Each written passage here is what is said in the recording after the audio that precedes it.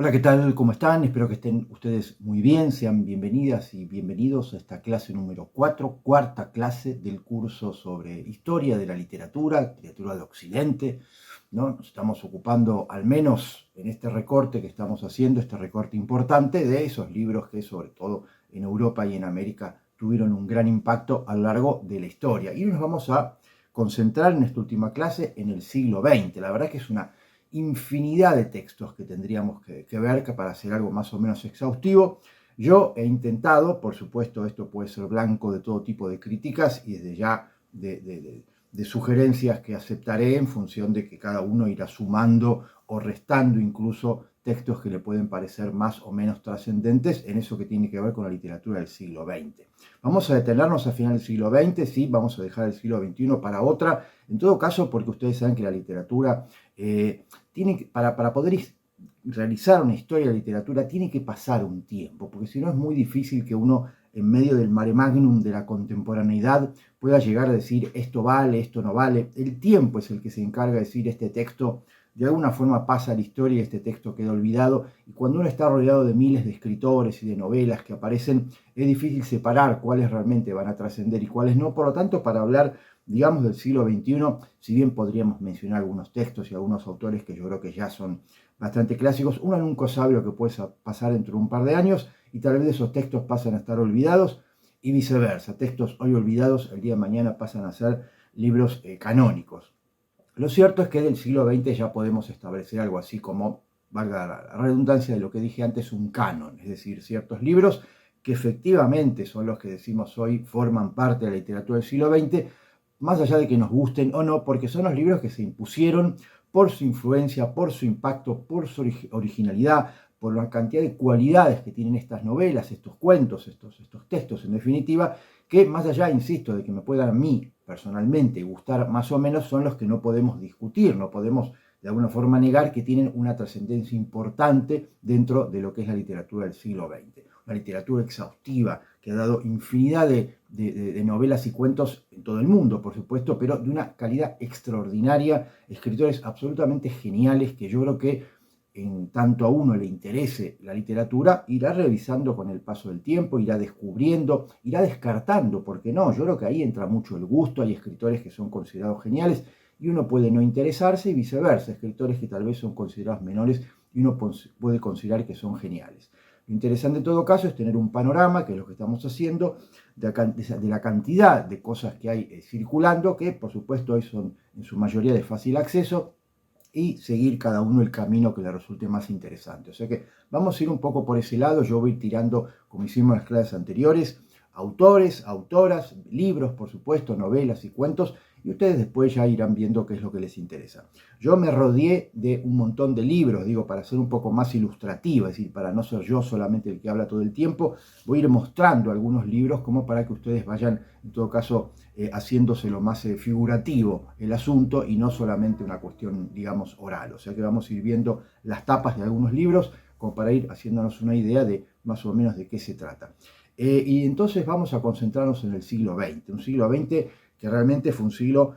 muy tumultuoso. O sea, en el siglo XX han pasado cosas muy terribles, muy extraordinarias y por supuesto creo yo que la mayoría de nosotros que hemos nacido en el siglo XX tenemos no solamente un cariño enorme por ese siglo, sino que por supuesto lo conocemos de primera mano. A diferencia de lo que vimos en la clase pasada, no creo que ninguno de los que estamos aquí tenga posibilidad de hablar de primera mano del siglo XIX, pero del siglo XX probablemente sí. Por lo tanto, ahí es cuando decimos, bueno, vamos a concentrarnos en el siglo XX, siglo que conocemos bien, que por supuesto hemos sido contemporáneos de algunos de los escritores que vamos a mencionar hoy, que tiene un valor especial, por supuesto, ese valor añadido de haberlo conocido de primera mano, de saber de qué se está hablando muchas veces, de qué tratan esas novelas, ¿no? Que de pronto esos temas los conocemos porque los hemos vivido, y por supuesto de revisar aquellos autores que me parece que son los que podríamos decir que pasarían en todo caso a formar parte de algo así como un canon, en tanto son los escritores insoslayables del siglo XX. Así que vamos a empezar. Decíamos del siglo XX cosas que efectivamente podrían hablar muy bien y muy mal del siglo XX. Ustedes saben que muchos historiadores consideran que el siglo XX comienza en 1914 con la Primera Guerra Mundial, es decir, no comienza en enero del año 1901, sino que estaría empezando cuando la guerra mundial, la primera, estalla en 1914, porque ahí es donde se producen los grandes cambios que van evidentemente a afectar al resto del siglo. ¿Y cuándo consideran que termina? Bueno, uno de los historiadores quizá más interesantes, más importantes, que es Eric Hobsbawm, va a decir que el siglo XX es corto, que comienza en 1914 y termina en 1989 con la caída del muro de Berlín y en todo caso con la caída de la Unión Soviética en el año 91. Es decir, es un siglo XX corto. ¿Sí? No es que empiece en 1901 y termina en 1999, sino que tiene estos dos hechos fundamentales, precisamente porque en 1914 comienza la guerra, en 1917 es, digamos, la Revolución Rusa, y luego vemos que podríamos trazar un arco hasta la caída de esa Revolución Rusa, donde Estados Unidos ya definitivamente se impone como la potencia, digamos, dominante del mundo a partir de la caída de la Unión Soviética en el año 91, ¿no? Ya luego la caída del muro de Berlín y la caída del imperio de la Unión Soviética, ya podríamos decir que se produce un hecho ahí que contiene una gran cantidad a su vez de otros hechos, pero que podríamos considerar en todo caso que ese sería lo importante del siglo XX. Si el predominio, el auge de dos potencias, Estados Unidos y Rusia, la caída de Rusia y luego ya, digamos, el predominio norteamericano. Por lo tanto, hasta 1914 podríamos decir que en Europa hay una serie de potencias, de fuerzas muy importantes, está Francia, Inglaterra, Alemania, por supuesto, por otro lado Estados Unidos y por otro lado Unión Soviética. Pero luego de la Primera Guerra veremos que efectivamente Europa entra en una crisis grande, precisamente por las consecuencias de la Primera Guerra. Estados Unidos comienza a erigirse como una potencia importante y lo mismo pasará con la Unión Soviética. O sea que ahí es cuando podríamos pensar esto que tiene que ver con cuándo comienzan y terminan los siglos, cuándo comienzan y terminan determinadas épocas. Vamos a la literatura en todo caso. Ya vamos a ir viendo en todo caso los hechos que van a ir pasando, pero tengamos en cuenta eso, que es que los primeros años del siglo, en todo caso, podríamos decir que tienen mucho todavía del siglo XIX. ¿No? En Europa las aristocracias son las que gobiernan los países, ¿no? Las monarquías, y por supuesto todavía no ocurre eso que va a marcar un gran cambio en la Primera Guerra Mundial, ¿no? Que es que desaparece, se produce un cambio geopolítico importante, desaparece el Imperio Austrohúngaro, el Imperio Otomano, o sea, cantidad de cosas que efectivamente van a marcar mucho al mundo y por supuesto vamos a ver que la literatura va a tener consecuencias, por supuesto, va a tener consecuencias en la literatura, digamos.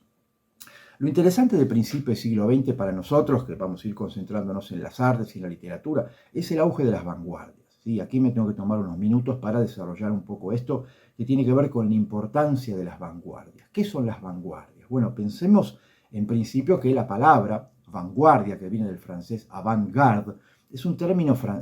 militar para denominar a aquellos que van primero, ¿sí? Los que son carne de cañón, son los primeros, son los más expuestos, lo que se juegan, lo más peligroso, digamos, es estar en la vanguardia. Entonces vamos a pensar, en todo caso, que se utilice este término para hablar de aquellos artistas que están primero y que son los que probablemente van a sufrir, en todo caso, los primeros embates de la crítica, en todo caso, los del público, en todo caso, los de la gente en general, en tanto que son los que proponen cosas distintas y diferentes, y luego vendrá lo otro, ¿no? Que en todo caso será más parecido o no, pero que ya está, en todo caso, más establecido y camina más sobre terreno seguro. Entonces surgen las vanguardias, empiezan a aparecer sobre todo en la pintura, en la poesía, van a aparecer en el cine, por supuesto, y por supuesto en la literatura. Tenemos el expresionismo, tenemos el surrealismo, el dadaísmo, el futurismo, el constructivismo en Rusia, es una cantidad de vanguardias que cada una va a ir proponiendo algo, en lo cual básicamente vamos a ver que ahí está la semilla del modernismo, de la modernidad. Así como hablábamos la semana pasada de esto que empieza a surgir con los impresionistas en 1880 y demás en Europa, por supuesto, vemos que las vanguardias van a ser las que definitivamente van a imponer una manera completamente distinta de mirar no solamente el arte, sino el mundo, ¿sí? Pensemos que empiezan a aparecer ciertos pintores, ¿sí? Hablado en su momento, ¿no? De Cézanne, Picasso, los posimpresionistas, habíamos hablado de Van Gogh, de Paul Gauguin, que por supuesto empiezan a tener una mirada completamente diferente de la pintura. Por supuesto lo mismo ocurrirá con la pintura abstracta, que aparece la pintura abstracta de la mano de Kandinsky y otros artistas que van a plantear una ruptura.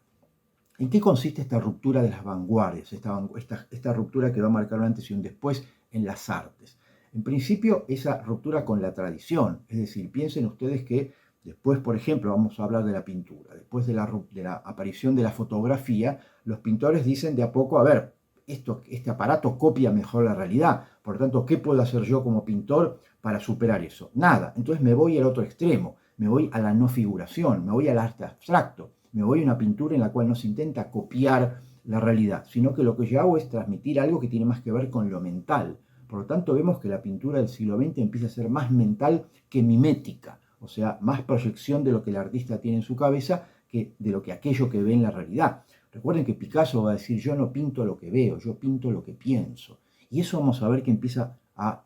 digamos, empezar a trasladarse a otras artes. El arte empieza a ser mucho más mental, más psicológico, más propio de la mente del artista y no tanto copiar una realidad. Entonces vemos que en la pintura empieza a surgir el expresionismo, empieza a surgir el cubismo, empieza a surgir esto que tiene que ver con, como decíamos antes, con la pintura abstracta, y por lo tanto vemos que se rompe eso que tiene que ver con la figuración. La pintura va en otra dirección. ¿Qué va a pasar, por ejemplo, con la música? Surge la música dodecafónica, de la mano de Arnold Schoenberg, de Alban Berg, es decir, se rompe con la melodía. Siglos de música basada en la melodía se rompen y la música empieza a no tener melodía. ¿Sí? ¿Qué va a pasar con la literatura? Que desaparece la idea de argumento. Es decir, empiezan a aparecer una serie de novelas donde lo que menos importa es el argumento, es decir, lo que menos importa es contar historias. La literatura del siglo XIX estaba basada en la argumentación, en el argumento de una novela, se contaba una historia, había personajes. Vamos a ver que en la literatura del siglo XX empieza a haber novelas con argumento mínimo o prácticamente sin argumento. Con cuestiones que tienen más que ver con el procedimiento de la escritura de la novela que con una trama en sí. Y esto, por supuesto, va a producir un cambio revolucionario en la literatura. Es decir, una literatura que ya no cuenta historias, como ruptura con el siglo XIX. Entonces vemos que de alguna forma empiezan a aparecer cosas que producen un cambio muy importante. Esto es lo que vamos a llamar la modernidad, en tanto ruptura con la tradición. Por supuesto va a aparecer el cine. En 1895 aparece el cine, que va a ser fundamental porque el público en masa se va a ir de la literatura al cine. Y vamos a ver que la literatura esto va a significar un quiebre importante, ¿sí? En tanto que la gran cantidad de público, muchos de ellos incluso analfabetos en Estados Unidos, en Europa, en América, vamos a ver que acude al cine para el lugar en el cual se le cuentan historias. Con lo cual lo que vemos es que la literatura empieza a generar una literatura de vanguardia, una literatura en la cual los escritores ya se sacan el problema de encima de contar historias, como los pintores se sacan de encima el problema de tener que copiar la realidad, y los escritores empiezan a trabajar con historias en las cuales precisamente no hay un argumento tan definido, sino que es mínimo, empiezan a jugar más con las palabras, empiezan a jugar más con las estructuras, empiezan a jugar más con eso que tiene que ver con el procedimiento de la novela y no tanto con contar una historia a la manera clásica. Y vamos a empezar a ver que empiezan a surgir escritores, algunos geniales, otros ya olvidados, pero que van a romper completamente con la literatura tal cual la conocemos, aunque siempre hay algo que por supuesto podríamos decir que viene de lo anterior, nadie crea sobre la nada, sino que siempre hay algo anterior. Pero lo que vamos a ver es que efectivamente hay muchos artistas de vanguardia que proponen cosas realmente revolucionarias. Vamos a empezar, algo así como por orden cronológico, y vamos a empezar quizá por uno de los grandes primeros clásicos, digamos, del siglo XX, que va a ser Marcel Proust, ¿sí? Escritor francés, el autor de En busca del tiempo perdido, que son 7 tomos, ¿no? Recomendados para un largo verano, una novela total, digamos, es decir, una novela realmente muy abarcadora, con un tinte muy autobiográfico, es decir, Marcel Proust es Marcel, es el protagonista, cuenta su vida, por supuesto una vida, digamos, a la manera de un muchacho que es un personaje que le gusta vivir la vida, enamorarse, tener aventuras, de alguna forma la novela no tiene un argumento con peripecias al uso, tal cual lo veíamos en el siglo XIX, sino que tiene mucho de psicológico. Es decir, hay mucha proyección psicológica del autor, mucha corriente de conciencia, y el personaje recuerda aquellas cosas que vivió, está lleno de sueños, de cosas que se cruzan y que por supuesto son digresiones. Por lo tanto, no es una narración lineal, no es una narración al uso, es más compleja para el lector porque hay que seguirle el hilo al autor, que genera mucha digresión. Y por supuesto en esas historias de amor, ¿no? Básicamente las historias del personaje con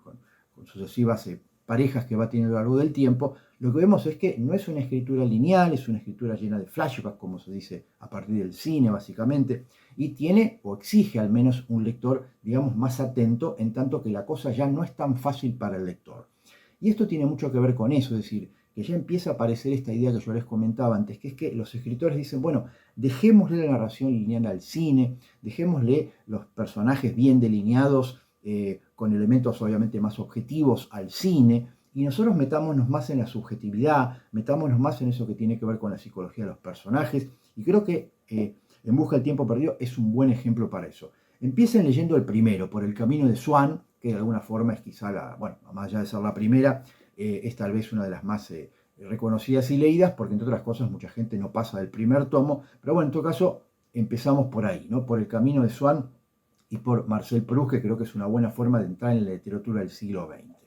Otro autor que por supuesto en ese sentido tiene menos de vanguardista y sí más en todo caso de tomar, digamos, de la tradición del siglo XIX, que es Thomas Mann. Thomas Mann es un autor alemán. Yo acá tengo Muerte en Venecia, ahora vamos a comentar un poquito algo que tiene que ver con esta novela, pero básicamente lo que tenemos ya con Mann es que es un escritor bisagra, es decir, él va a tomar las grandes historias del siglo XIX, los grandes personajes, las historias con argumento, pero va a empezar a complejizar eso, y va a llegar a un punto en el cual va a desarrollar quizá uno de los grandes aportes de Thomas Mann a la literatura, que es la novela filosófica. No es que la inventa Thomas Mann, digo, ya habíamos asistido a Voltaire, digamos, contando novelas filosóficas, es decir, en tanto que las novelas tratan de personajes que conversan y tratan temas, por ejemplo, en La Montaña Mágica o en Doctor Fausto de Thomas Mann, los personajes hablan y hablan y hablan y desarrollan teorías filosóficas y hablan sobre la vida, y de alguna forma tiene mucho componente filosófico. Lo hayamos visto en Dostoyevsky, por supuesto, pero Thomas Mann lo que va a hacer es ya trasladarlo, digamos, al siglo XX, a las problemáticas del siglo XX, va a hablar de la guerra, va a hablar en todo caso de Alemania, y en el caso de La Montaña Mágica, de Muerte en Venecia, que es esta novela que seleccioné yo, es una novela más cortita, ¿sí? Quizá por eso tiene una gran versión cinematográfica dirigida por Luchino Visconti, que por supuesto ya es una novela que, además de tener una pequeña anécdota, también aparece este elemento en el cual se reflexiona y se filosofa sobre la belleza a partir de los griegos y demás. Lo que vemos es que tiene quizá un elemento que es una novela de 1912, es decir, es uno de los grandes últimos textos antes de la Primera Guerra. Y esto me parece que es particularmente interesante, es decir, es una de las grandes novelas que podríamos decir que clausuran el siglo XIX y que ya Thomas Mann a partir de entonces, ya con la Primera Guerra y demás, vamos a ver que va a empezar a escribir otro tipo, más que otro tipo de historias, a estar influido, ¿sí?, por esa Primera Guerra. Va a aparecer en los años 20 La Montaña Mágica, posteriormente Doctor Fausto, donde ya vamos a ver el impacto de esa Primera Guerra. Todavía estamos en un Thomas Mann antes de la primera, digamos, previo a la Primera Guerra Mundial, y por lo tanto nos encontramos con un escritor que tiene unas características que luego probablemente vayan a ir cambiando por el impacto que producen, digamos, escritores como Mann, un escritor, digamos, que siempre le gustó tratar grandes temas, en tanto lo que vamos a ver es que va a empezar a sentir ese impacto. Sigamos avanzando. Otro de los grandes escritores del siglo XX, de la historia de la literatura, y quizá uno de los más grandes escritores para muchos, está en el podio. Eso sin dudas está en el podio con Cervantes, creo yo, con Borges, que es Kafka, ¿sí? Que es Franz Kafka, el autor checo. Pensemos que de alguna manera las condiciones, digamos, biográficas de Kafka, ser un autor judío dentro de lo que era el Imperio Austrohúngaro, ¿sí?, nacido en Praga, muerto muy joven de tuberculosis a los 40 y pocos años, lo va a convertir en un autor, entre otras cosas, con unas circunstancias vitales muy particulares, pero en cuanto a la literatura, pensemos en un autor que en vida prácticamente no va a ser conocido por nadie, no va a tener prácticamente ningún tipo de trascendencia, y a medida que transcurre el siglo XX se va a convertir no solamente en uno de los grandes escritores del siglo XX, sino para muchos de toda la historia, ¿no? Precisamente por la originalidad del pensamiento kafkiano, por lo característico de aquello que Kafka propone, y que vamos a ver que el siglo XX pareciera que se va volviendo cada vez más kafkiano, el tratamiento de Kafka del personaje, de un individuo sumido en un mundo con unas características muy propias de gobiernos autoritarios, donde el personaje se siente una hormiga, ¿no?, ahí aplastado, digamos, por ese estado terrible que va a venir después con el nazismo, con el fascismo, por supuesto con el comunismo. Entonces lo que ve es que este individuo del siglo XX es un individuo de una crisis existencial muy grande, y por supuesto se siente una nada, una cucaracha, un escarabajo, de ahí su novela La Metamorfosis, en la cual los seres humanos en el siglo XX ya son una nada, porque las ciudades son están infinitamente pobladas, porque los estados son terriblemente opresores o, digamos, totalitarios, y por supuesto ese Kafka que se siente una nada misma y por supuesto está en crisis con sí mismo, tiene un sentimiento de inferioridad muy grande y desde ahí mira el mundo y desde ahí narra, ¿no? Unas historias que por supuesto parecen que no tienen fin, parece que son como cintas de Moebius, parece que son novelas laberínticas en las cuales parece que faltan elementos, capítulos, información para poder darles un cierre, y efectivamente eso funda lo kafkiano, ¿no? Ese elemento absurdo que tiene Kafka, ese elemento de absurdo que es el personaje que intenta rebelarse contra un mundo que no comprende y por supuesto fracasa. Y ahí están las temáticas kafkianas que por supuesto después vamos a ver que se van a desarrollar y se van a convertir precisamente en eso, en kafkianas, ¿sí? Eso de convertirse en adjetivo para un escritor no es poca cosa, porque significa que lo que uno aportó realmente es un mundo, un universo, ¿no? Y de ahí surge esto de hablar de algo kafkiano. Yo recomiendo El Proceso, me parece que es una de las grandes novelas que se han escrito. No es una novela fácil tampoco, es una novela no tan voluminosa, pero sí a la cual hay que prestarle mucha atención porque es una novela muy enrevesada, ¿sí? Donde evidentemente hay una serie de cosas que tienen que ver con que uno todo el tiempo piensa que son simbólicas, son metafóricas, son alegóricas, y bueno, en parte uno podría pensar que una lectura posible de Kafka es pensar que todo lo que nos está contando no es más que un símbolo o una metáfora o una alegoría de otra cosa. Eso se corre por cuenta del lector, pero lo que está claro es que la novela es extraordinaria, es un desafío a la inteligencia, a la sensibilidad de un lector, y por supuesto me parece que cualquiera que quiere acercarse a la gran literatura tiene en algún momento que, lidiar con el bueno de Franz Kafka. Estamos hablando de primera década del siglo XX, segunda década, es decir, 1914 empieza la guerra, El Proceso se va a publicar en los años 20, si bien se escribe en 1914, 1915, Kafka en sus diarios va contando el proceso de escritura, estamos hablando de la segunda década, llegamos a los años 20, ¿sí? En todo caso, donde ya las vanguardias están instaladas, terminó la Primera Guerra Mundial, 1918, en Alemania surge la República de Weimar,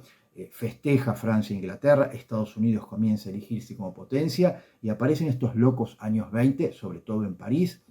y vemos que va a aparecer una novela fundamental que es el Ulises de Joyce, de James Joyce, novela fundamental en tanto que efectivamente es una novela que va a producir un quiebre enorme, quizá una de las novelas más revolucionarias que se han escrito, y trata precisamente de esto que yo mencionaba antes, es decir, de una historia en la cual lo que pasa es mínimo. Son tres personajes, ¿sí? Leopold Bloom, su mujer Molly Bloom, y Stephen Dedalus, que es un joven poeta, y aquello que hacen durante un día en Dublín, ¿sí? 16 de junio de 1904, y eso es lo que pasa en la novela. Simplemente los personajes charlan entre sí, caminan, desayunan, comen algo, pero no pasa mucho más, y no pasa nada, que es lo que estábamos acostumbrados a que ocurría en las novelas. Y vamos a ver que efectivamente se produce un quiebre respecto a, por un lado, que Ulises, precisamente se llama Ulises, porque traza un puente con la Odisea, con el libro de Homero, en el cual pasan un montón de cosas, por supuesto, pero a través de los años. Y acá lo que vemos es que hay un pequeño periplo de un personaje por Dublín, en vez de ese periplo de Ulises a lo largo del Mediterráneo durante 20 años, acá hay un periplo de un personaje por su ciudad de Dublín a lo largo de un solo día, en el cual lo que hace es ver un par de personas y no mucho más. Y se podría trazar un paralelo o una analogía entre lo que va haciendo Leopold Bloom y lo que hizo Ulises en su momento. Es una lectura posible y evidentemente al llamarse Ulises,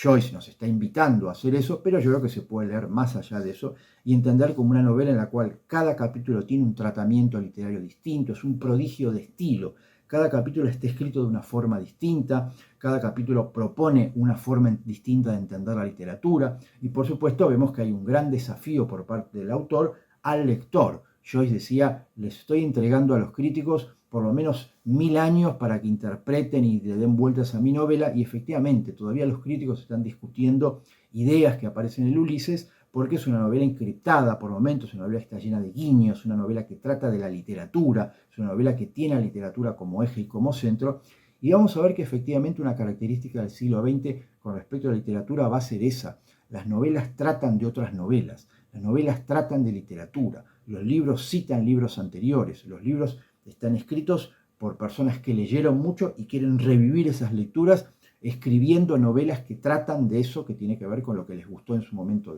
en sus épocas de lectores, y dan vueltas y vueltas sobre otras novelas. Eso va a ser una característica fundamental de la literatura del siglo XX, la novela que trata de otras novelas.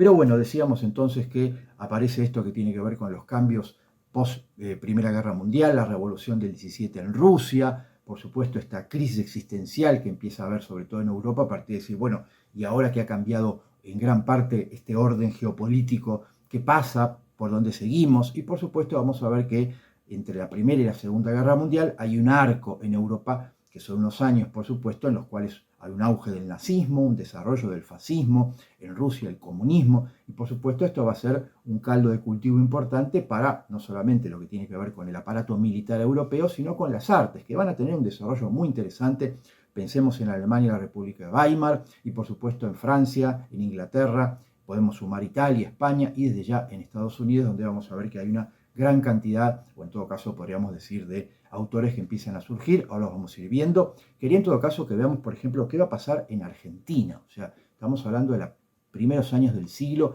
¿Y qué pasaba mientras en Europa ocurría todo esto, las vanguardias y demás en Argentina? Bueno, en Argentina empiezan a aparecer grandes escritores. Empiezan a aparecer a principios del siglo, vamos a mencionar dos, ¿sí? Que me parece que valen la pena. Uno es Leopoldo Lugones, ¿sí? Tengo aquí Las Fuerzas Extrañas, y otro podría ser Horacio Quiroga, como dos grandes autores que vienen con la tradición, o sea, todavía estamos en Argentina con la tradición del siglo XIX, todavía no se produjeron las vanguardias, en Argentina todavía no hubo impacto de las vanguardias, sino que va a tardar un poquito en llegar, y las primeras 2 décadas, digamos, del siglo XX en Argentina, vemos que todavía la tradición del siglo XIX es muy fuerte, y ahí tenemos Leopoldo Lugones y Horacio Quiroga son muy deudores del Edgar Allan Poe, en el caso de Horacio Quiroga, y Lugones vamos a ver que va a ir tomando elementos del cuento fantástico, de la ciencia ficción, de algunos géneros que empiezan a insinuarse, y por supuesto lo que va a hacer él en la poesía, en los ensayos, sobre todo en sus cuentos. Tiene una sola novela, El Ángel de la Sombra, que no es muy buena, pero sus cuentos son muy buenos, y creo que inauguran algo así como ciertos géneros en Argentina, sobre todo la ciencia ficción, la experimentación, jugar con el esoterismo que estaba muy de moda en Europa, ciertos cuentos fantásticos que tienen una clave esotérica, y me parece que en ese sentido podemos pensar que Argentina ya tiene al principio del siglo XX, en los primeros años del siglo XX, dos muy buenos autores con Quiroga y con Lugones. Pero ¿quién va a aparecer, quién va a irrumpir en los años 20 en Argentina? Bueno, quizá uno de los más grandes escritores de la literatura argentina, que es Roberto Art.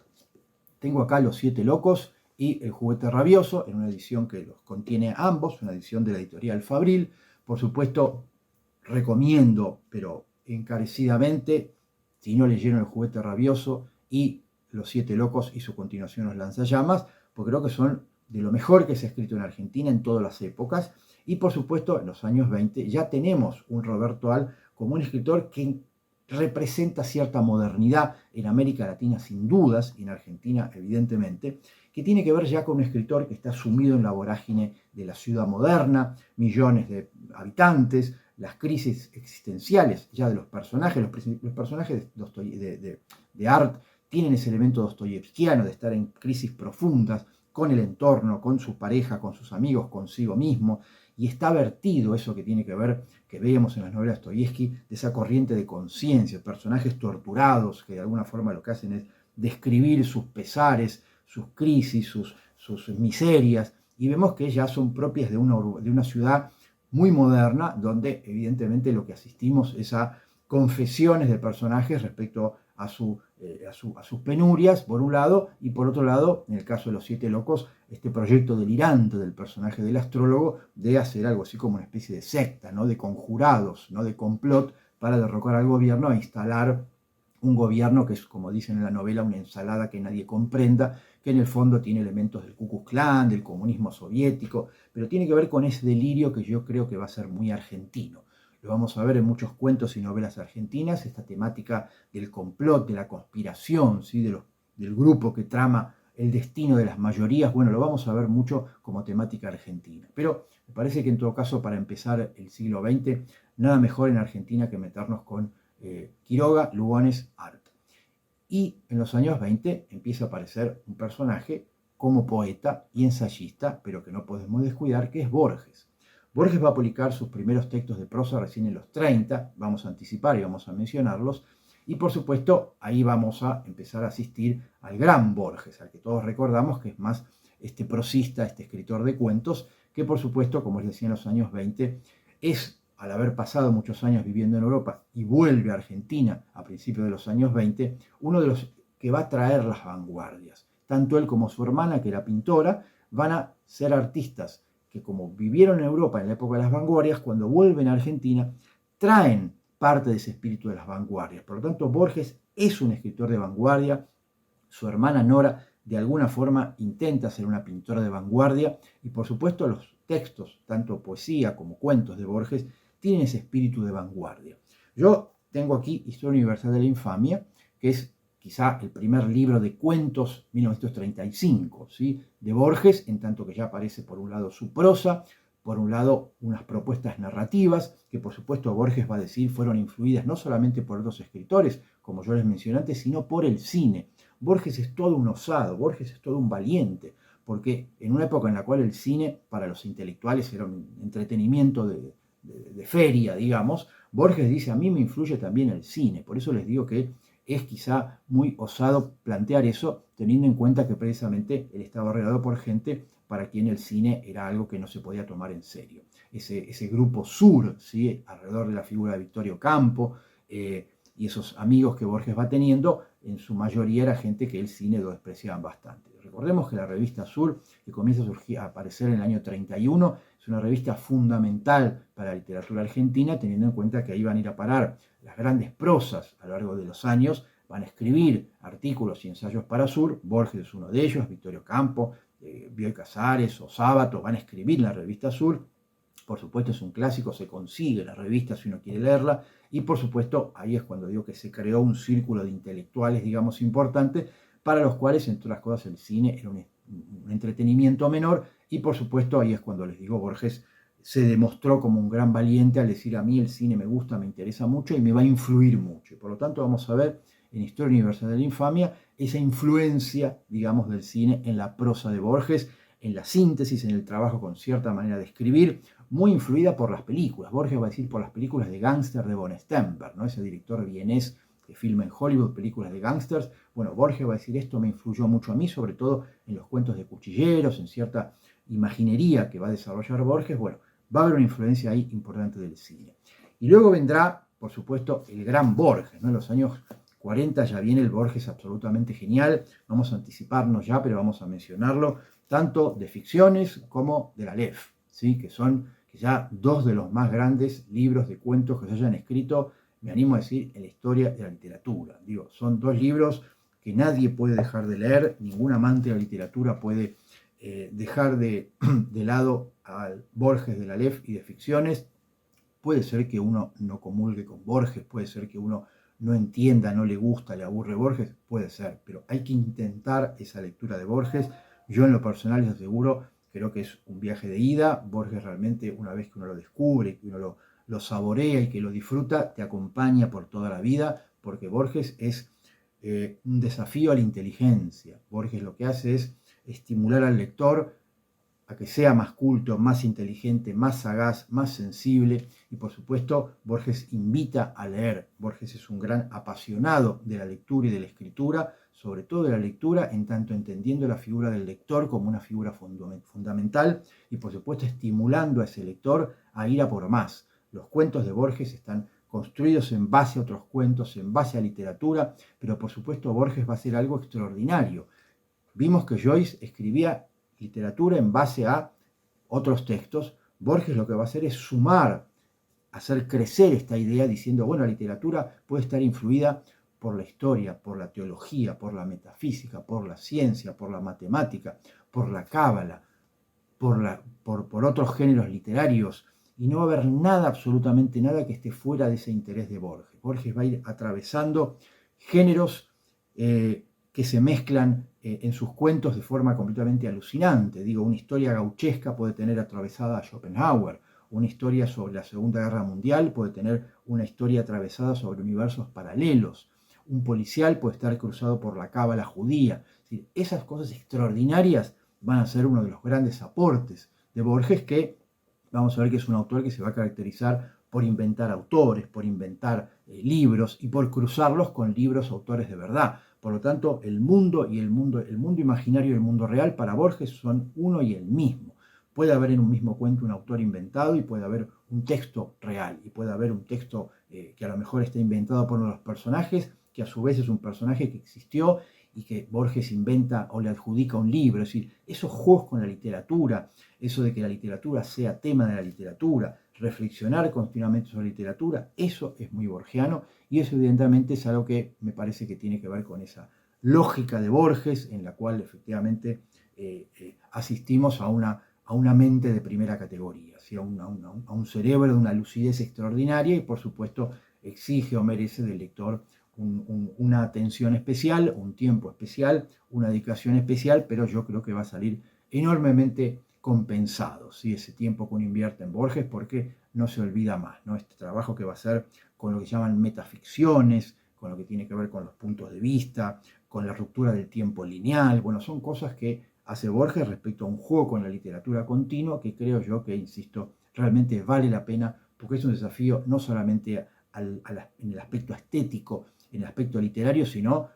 a una inteligencia, es un desafío a la inteligencia, a la emoción del lector, a la sensibilidad del lector, e insisto, creo que evidentemente valen la pena. Otro autor que tenemos que mencionar, que irrumpe en los años 40, mucho más joven que Borges, ¿sí? Es Adolfo Bioy Casares. Aquí tenemos La invención de Morel, novela que escribe a los 25 o 26 años. Pensemos que Borges nace en 1899. Bioy Casares, su gran amigo de toda la vida, nace en 1914, o sea, tiene 15 años menos. Por lo tanto, esa gran amistad, en todo caso tenía esta diferencia de edad, pero eso no significó una diferencia, sino más bien todo lo contrario, ya que son dos escritores que van a tener muchos puntos en común, ¿no? La fascinación por el policial, por el cuento de ciencia ficción, por el cuento fantástico y por muchos escritores que van a tener en común, pero sobre todo por eso que tiene que ver con esa irrupción que va a hacer Bioy Casares en este librito al mundo de la literatura, que va a estar prologado por Borges. Y ese prólogo no solamente es un prólogo maravilloso, sino que de alguna forma plantea lo que tiene que ver con esta novela, que es quizá una de las grandes novelas de ciencia ficción que se hayan escrito.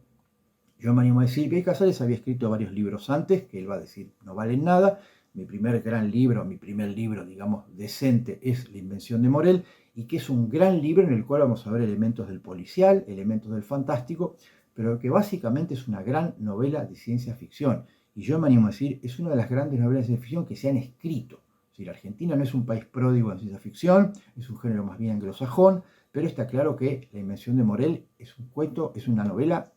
corta, digamos, que no tiene nada que envidiarle a las grandes novelas que se han escrito de ciencia ficción. Me parece que el hecho de que se haya convertido en un gran clásico, eso lo prueba, eso lo demuestra, y desde ya lo que vemos es que con el paso de los años es un libro que se sigue mencionando, sigue estando presente, incluso se ha llevado al cine y que por supuesto tiene muchísimo de actual en ese sentido.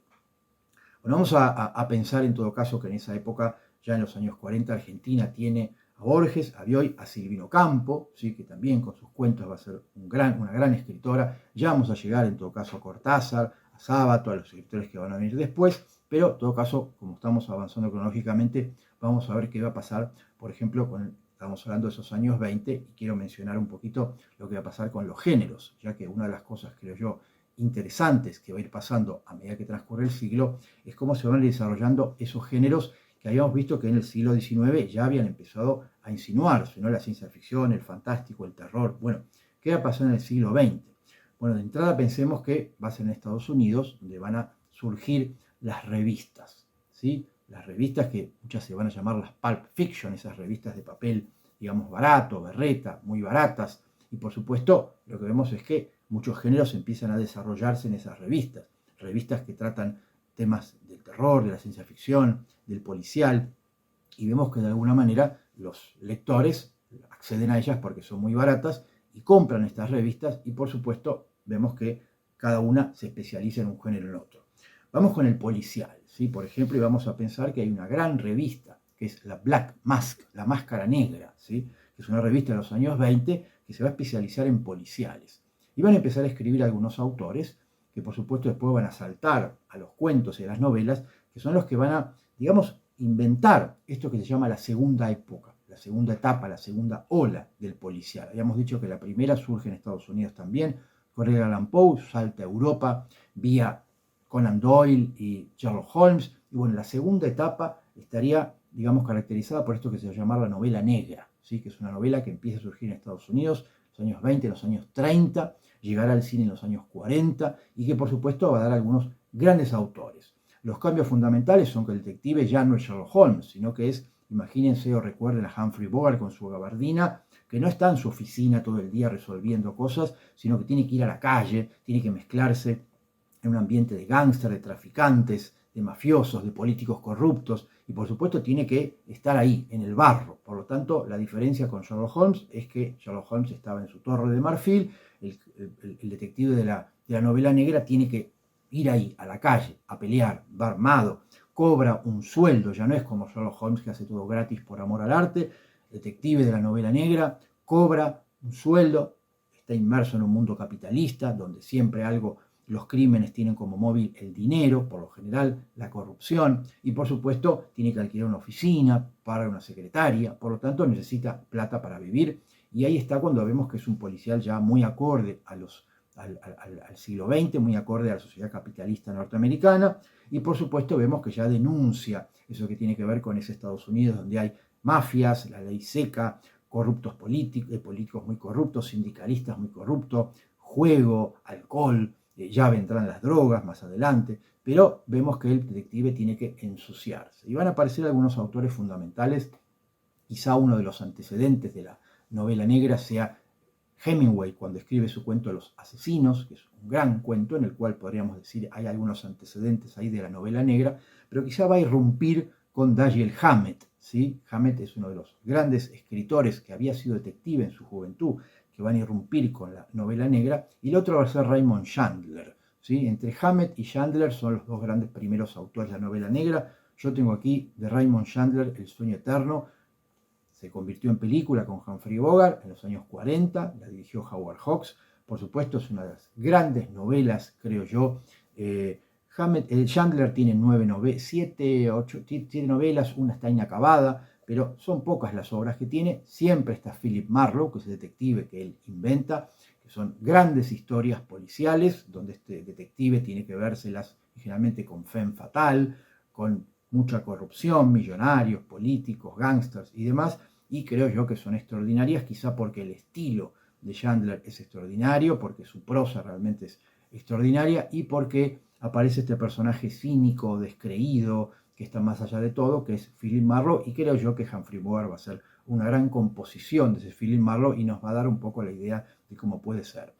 Por lo tanto, vemos que empieza a surgir esto que es el policial negro, enseguida salta Francia, salta España, Italia, Inglaterra, cada país europeo tendrá su policial negro, incluso en Argentina veremos que también va a tener mucho interés en algunos escritores cultivar el policial negro. Vimos que Borges y Bioy Casares van a escribir policiales en la línea del policial clásico, ¿sí? Van a inventar un detective, Isidro Parodi, que es un detective que resuelve casos desde la prisión, el tipo está preso y resuelve casos, es decir, el policial realmente se va a extender por todos lados y vemos que empiezan a aparecer en Estados Unidos muchos autores, James Cain, Chase, ¿sí? Escritores que empiezan a trabajar en distintas direcciones, Thompson, que lo que hacen es trabajar, por ejemplo, desde el lugar del asesino, o empiezan a psicologizar las novelas policiales, o empiezan a buscar de alguna forma variantes, por ejemplo, que no haya detectives, como James Cain, El cartero llama 2 veces, y empiezan a aparecer autores que empiezan a proponer diferencias y variaciones respecto al género para tratar de aportar algo. Si yo decía Jim Thompson, cuenta en algunas de sus novelas desde el punto de vista del asesino, por ejemplo. Con lo cual empiezan a producir estas variables que veíamos que, por un lado, si bien en la literatura clásica, la policial clásica seguía, ahí estaba Agatha Christie, ahí estaba Georges Simenon, lo que vemos es que esta novela negra empieza a producir autores que empiezan a aportar distintas posibilidades. Yo voy a rescatar, ¿sí?, a Patricia Highsmith. Es una gran escritora de policiales, sobre todo toda la saga de Ripley, porque son 5 novelas escritas a lo largo de muchos años, en las cuales ella plantea un asesino, un estafador, un seductor, un personaje sumamente interesante y cautivante, que es Tom Ripley. ¿Sí? Se llevó al cine muchas veces con Alain Delon, con otros actores, este personaje, pero es básicamente un personaje que se ve, digamos, llevado al crimen y a partir de ahí no para de asesinar, robar, estafar, y es sumamente atractivo y por supuesto tiene este componente, creo yo, que es uno de los grandes aportes de Patricia Highsmith a la literatura policial, que es ir en la dirección, digamos, de Dostoyevsky, es decir, hay como toda una reflexión moral sobre el crimen, toda una corriente de conciencia del personaje que da vueltas en su cabeza a lo que le pasa, a lo que tiene que hacer, y por lo tanto tiene una carga, una densidad psicológica muy fuerte y creo yo que hacen que sean novelas que tienen, me parece, un interés enorme. Otro género que creo yo que va a ser importante, digamos, dentro de lo que es el desarrollo del siglo XX y por supuesto a partir de esto que es la influencia de las revistas, va a ser la ciencia ficción. En el caso de la ciencia ficción, la revista de moda o la revista que va, digamos, a sugerir este posible nuevo comienzo de la ciencia ficción va a ser la revista Amazing Stories, ¿sí? Historias alucinantes, historias asombrosas, digamos, donde de la mano de su fundador, Hugo Gernsback, que es quien va a acuñar el término ciencia ficción, todavía no se habla de ciencia ficción, este señor acuña el término de science fiction, y por lo tanto a partir de ahí vamos a ver ya que es un género establecido en el cual esta revista va a producir un montón de relatos de todo tipo, lo que podríamos llamar los subgéneros, una invasión extraterrestre, la invención de una máquina, experimentos genéticos, todo tipo de subgéneros de la ciencia ficción. Por supuesto vamos a ver que empiezan a aparecer escritores que van a trabajar un poco en esa dirección. En Estados Unidos pensemos en Isaac Asimov, en Ray Bradbury, en Arthur Clarke, ¿sí? En todo caso pensemos algunos autores que van a tener también una relación muy grande con el cine, ¿sí? El caso, acá tengo de Arthur Clarke, que es el autor, digamos, de la novela y el guión de 2001, Universidad de Espacio, y de la misma forma va a aparecer Isaac Asimov o Ray Bradbury, para poner un ejemplo. Cada uno va a tener su especificidad, ¿sí? A Isaac Asimov le va a interesar mucho el tema de la robótica, Arthur Clarke le va a interesar mucho el tema de las inteligencias extraterrestres, por lo tanto vemos que cada autor empieza a tener un nicho, digamos, en el cual se va a desarrollar y por supuesto va a hacer sus propuestas en base a eso que tiene que ver en lo que para ellos es la ciencia ficción. Y van a aparecer autores, yo voy a mencionar a dos, en este caso Aldous Huxley con Un Mundo Feliz, que es una novela de ciencia ficción que plantea una distopía, ¿sí? Y que vamos a ver cómo la distopía se va a convertir en un subgénero de la ciencia ficción. Ya habíamos hablado de La máquina del tiempo de H.G. Wells como una gran distopía, ¿sí? Un personaje que viaja al 80.000, al año 80.000, y por supuesto Un Mundo Feliz, Aldous Huxley va a poner su historia en un futuro en el cual la humanidad, o al menos la sociedad que retrata Aldous Huxley, vive hedónicamente en una especie de paraíso, de limbo, en el cual lo único que hacen es la nada misma, en base a una droga que suministra, digamos, el Estado para que la gente esté completamente, digamos, en un estado de gente pavota, que no hace nada, que de alguna forma no tiene ningún tipo de capacidad para hacer nada. Y por supuesto, ahí vamos a ver que se va a contraponer a lo que va a proponer George Orwell en 1984, que es lo opuesto, es un Estado totalitario, en el cual el Estado lo que hace es oprimir a la gente de tal forma que prácticamente la vida de las personas no existe más que para trabajar, para cumplir con ese Estado. Y tenemos, creo yo, uno de los grandes ejemplos de distopía, por supuesto, que no solamente se ha llevado al cine, al cómic, al videojuego, digo, el éxito de 1984 es enorme, sino que va a producir eso que tiene que ver con este elemento político que tiene la ciencia ficción. La idea de 1984 es proponer una historia en la cual las, digamos, circunstancias de la escritura, pensemos que Orwell, escritor inglés, militaba en el Partido Comunista, escribe en 1984, después de haber pasado una temporada en la Guerra Civil Española,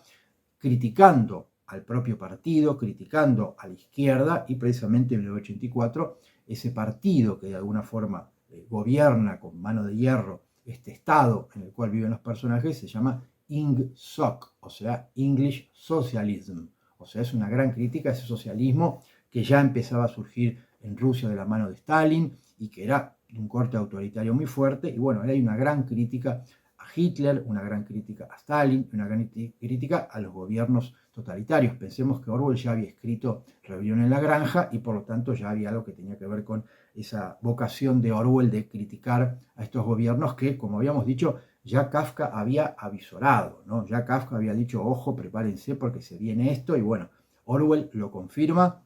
Orwell piensa en que la novela se escribe en 1948, por lo tanto, él lo que hace es dar vuelta a los últimos dos números y pasar a llamarse 1984, y por lo tanto él ya había visto las guerras, el Holocausto. Orwell ya era contemporáneo de eso, pero aún así escribe esta historia que, por supuesto, no solo recomiendo, sino recomiendo leer varias veces porque creo yo que tiene un elemento extraordinario en cuanto a literatura, ¿sí? La creación de ese mundo, la creación de esos personajes, de esas cosas que van ocurriendo en ese territorio, digamos, en ese estado nefasto en el cual vive, que creo yo que es un lugar bastante tremendo.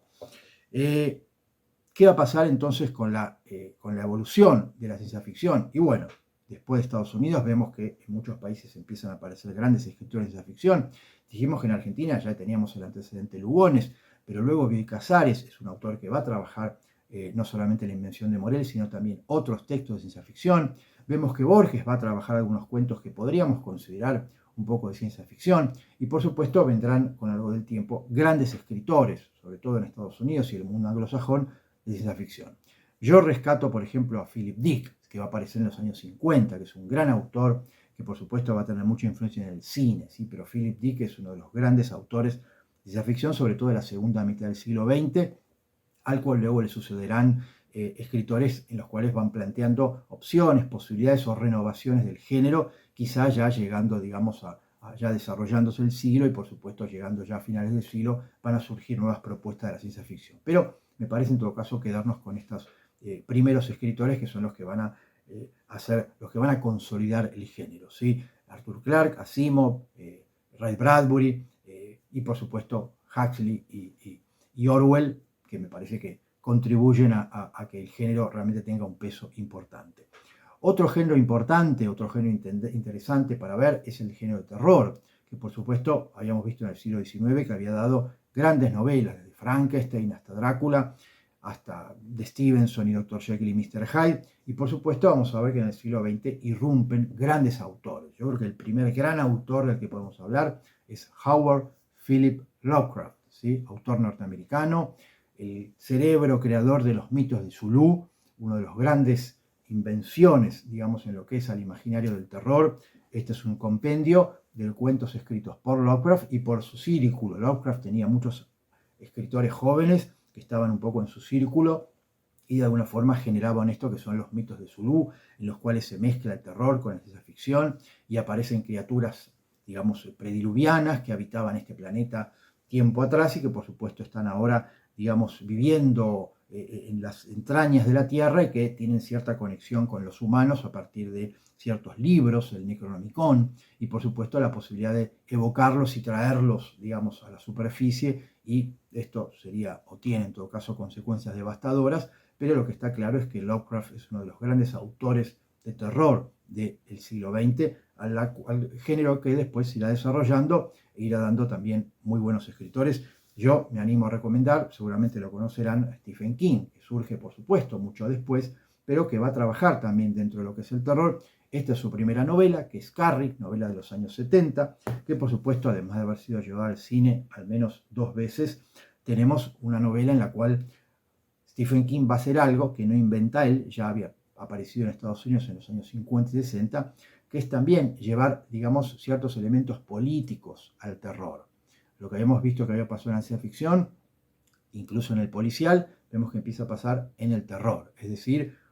novelas y cuentos de terror en los cuales, por supuesto, nos encontramos con que, en el caso de Carrie, una muchacha padece, digamos, violencia familiar, en ese entonces no tenía nombre, hoy ya sabemos lo que es, y por supuesto en el colegio padece bullying, en ese entonces no tenía nombre y hoy sabemos lo que es, y esto tiene consecuencias que derivan en aquello que el género permite, ¿no? Que es que tiene poderes telequinéticos y se venga de todos sus compañeros. Pero Stephen King cruza el elemento, digamos, terrorífico y la tradición del género con elementos políticos o sociopolíticos de su época, ¿no? Eso que él veía como maestro de escuela que era, ¿no? Que ya había problemas de bullying en el colegio, que ya había muchos problemas de violencia familiar entre sus alumnos, y él dice, bueno, yo voy a sumar esta historia y en vez de hacer un drama, lo que voy a hacer es una historia fantástica de terror, y esto va a dar, por supuesto, lugar a muchas de sus novelas, donde se cruza eso que tiene que ver con la realidad sociopolítica de su país, con elementos que son propios de la tradición del terror. Y esto me parece que va a ser algo que va a estar presente en varios textos de terror, ciencia ficción de esa época. Otro que puedo mencionar, un poquito anterior, es Soy Leyenda, de Richard Matheson. Matheson, guionista de Alfred Hitchcock Presenta, el autor de Soy Leyenda, que como decía es una novela que también se filmó 5 veces por lo menos, donde también hay una, digamos, una pandemia que extermina gran parte de la humanidad, que podemos pensar en las consecuencias políticas que puede llegar a tener eso, que convierte a los seres humanos en vampiros, y por supuesto tenemos una historia apocalíptica, donde además hay vampiros, donde hay un personaje, un humano que vive solo en esa ciudad toda poblada por vampiros, es decir, una mezcla de géneros, creo yo, sumamente interesante, que creo que la convierte en una de las grandes novelas, digamos, de lo que es el terror, mezclado con cosas de ciencia ficción, ¿no? Por eso me parece que son las cosas que empiezan a pasar a medida que transcurre el tiempo, que ya empiezan a hibridarse los géneros y empiezan a dar, creo yo, cosas muy interesantes. Vamos a pasar a esta literatura norteamericana, ¿no? Ya que estamos un poco hablando de esto, pero que en todo caso no es de terror, pero que creo que tenemos que pasar revista, que es fundamental, que ocurre sobre todo a partir de los años 20 y 30 en Estados Unidos, paralelamente a todos estos géneros que empiezan a surgir, y que vamos a empezar mencionando a 3 grandes escritores, ¿sí? Que son Scott Fitzgerald, Hemingway y Faulkner, ¿sí? Francis Scott Fitzgerald, el autor de El Gran Gatsby, la novela de los años 20, que relata esos locos años 20 en Estados Unidos. Creo yo una de las grandes novelas del siglo XX, no solamente creo la mejor novela de Scott Fitzgerald, una de las grandes novelas de la literatura norteamericana del siglo XX, pero yo me animo a decir, creo que es una de las grandes novelas del siglo XX. Se ha hecho película, se filmó 4 o 5 veces desde ya, pero creo que la novela hay que leerla porque es una novela extraordinaria sobre esos años 20 en los cuales vemos la historia de un personaje que efectivamente tiene que convivir con esa clase alta norteamericana, pero también vemos la incidencia, la tensión que ocurre con las clases bajas. Hay un choque de clases interesante en la novela y por supuesto la historia de Gatsby, ese millonario que no sabemos bien cuál es su pasado, que incluye una historia de amor trunca, por supuesto, y toda la búsqueda que va haciendo el personaje protagónico de esos comienzos de este personaje enigmático y misterioso que es Gatsby. Gran novela en la era del jazz, en la era de alguna forma de las vanguardias, de ese París de los años 20 también, como influencia, digamos, de esos escritores que viajaban a París a vivir una temporada, luego volvían o no, pero que tenían un poco esa Europa, digamos, posterior a la Primera Guerra como centro importante, ¿no? Eso se puede ver muy bien en la película de Woody Allen, Medianoche en París. Otro de los grandes escritores de los años 20 es Hemingway. Yo recomiendo aquí los cuentos. A mí me gustan más los cuentos de Hemingway que las novelas. Creo que es un gran autor de cuentos. Yo mencioné antes el cuento de los asesinos como antecedente de la literatura policial. Creo que efectivamente es uno de los grandes escritores del siglo XX. Aparece su vitalidad como escritor, cazador, amante de muchas mujeres, estar ahí en los lugares donde pasaban los acontecimientos de primera mano, con su enfoque periodístico, es decir, Hemingway también era un poco periodista, era un cronista, y por supuesto vemos que ese estilo que trabajan de crónica, ese trabajo que hacen los periodistas en sus artículos, va a estar de alguna forma trasladado también a sus novelas, y quizá gran parte del atractivo de Hemingway tiene que ver con, a diferencia de Proust o de Joyce o de Virginia Woolf, otra escritora que me parece que también podemos recordar como propia de estas vanguardias de principios del siglo XX, sobre todo por sus puntos, digamos, en común con Joyce, en tanto a la corriente de conciencia y en tanto a no narrar historias, sino pequeños fragmentos de la vida de los personajes. Hemingway se va al extremo opuesto, es decir, Hemingway trabaja en todo caso, con un estilo muy directo, muy corto, muy seco, muy parco, con frases casi periodísticas, pero de muy alto impacto. Y por supuesto en sus cuentos lo que vemos es que hay un estilo muy marcado que tiene que ver con esa teoría hemingwayana, ¿sí? Muchos la van a llamar la teoría del iceberg, ¿no? Donde lo más importante nunca se cuenta, y precisamente aparece este elemento de Hemingway en el cual el autor nos sugiere cosas que el lector tiene que intentar armar eso que propone Hemingway, que siempre es una parte, no es el todo, o sea, como si dijéramos que el cuento pareciera estar incompleto y el lector es el que tiene que tratar de completarlo a partir de atar cabos y llegar a una conclusión que Hemingway esboza, Hemingway sugiere. Y ahí están esos cuentos, creo yo, que son un poco contrarios a lo que proponía Edgar Allan Poe, que es un cuento cerrado, un cuento con un final. Los cuentos de Hemingway, como los cuentos de Chekhov, como los cuentos de James Joyce, parecería que no tienen final, que los finales son ambiguos, que corren, insisto, por cuenta del lector darles un cierre, pero que tienen también muchos cultores a lo largo del siglo XX trabajar este estilo de cuento abierto, ¿no? Y no cerrado, y más bien sugerente, más bien epifánico, y donde por supuesto me parece que aparece eso que es el estilo del autor en primer plano, ¿sí? La manera de escribir, la manera de sugerir cosas, y por eso digo que creo que Hemingway es un gran cuentista. Y sus novelas, por supuesto, muchas de ellas históricas, ¿sí? Por quien dobla las campanas, sobre la Guerra Civil Española, me parece que a mí, por lo menos con el paso del tiempo, se me hacen quizá menos interesantes. Pero cuestión de gustos también. En todo caso, lo que sí hay que tener claro es que Hemingway es uno de los grandes escritores del siglo.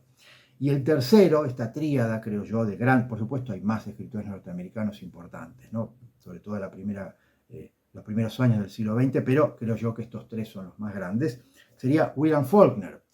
Acá pensemos que podríamos sumar a Faulkner dentro de que es esa vanguardia, es decir, dentro de, hablamos de Joyce, hablamos de Proust, de Kafka, de Virginia Woolf. Bueno, yo creo que Faulkner entra un poco en esa línea.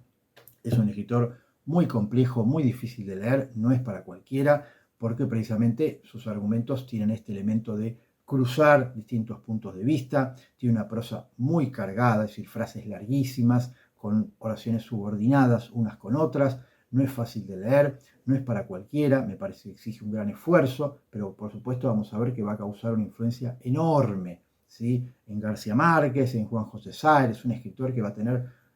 mucha importancia dentro de la historia de la literatura, sobre todo para otros escritores, pero para una manera de narrar en la cual vemos que el elemento experimental, el procedimiento de la literatura va a estar en primer plano. Es decir,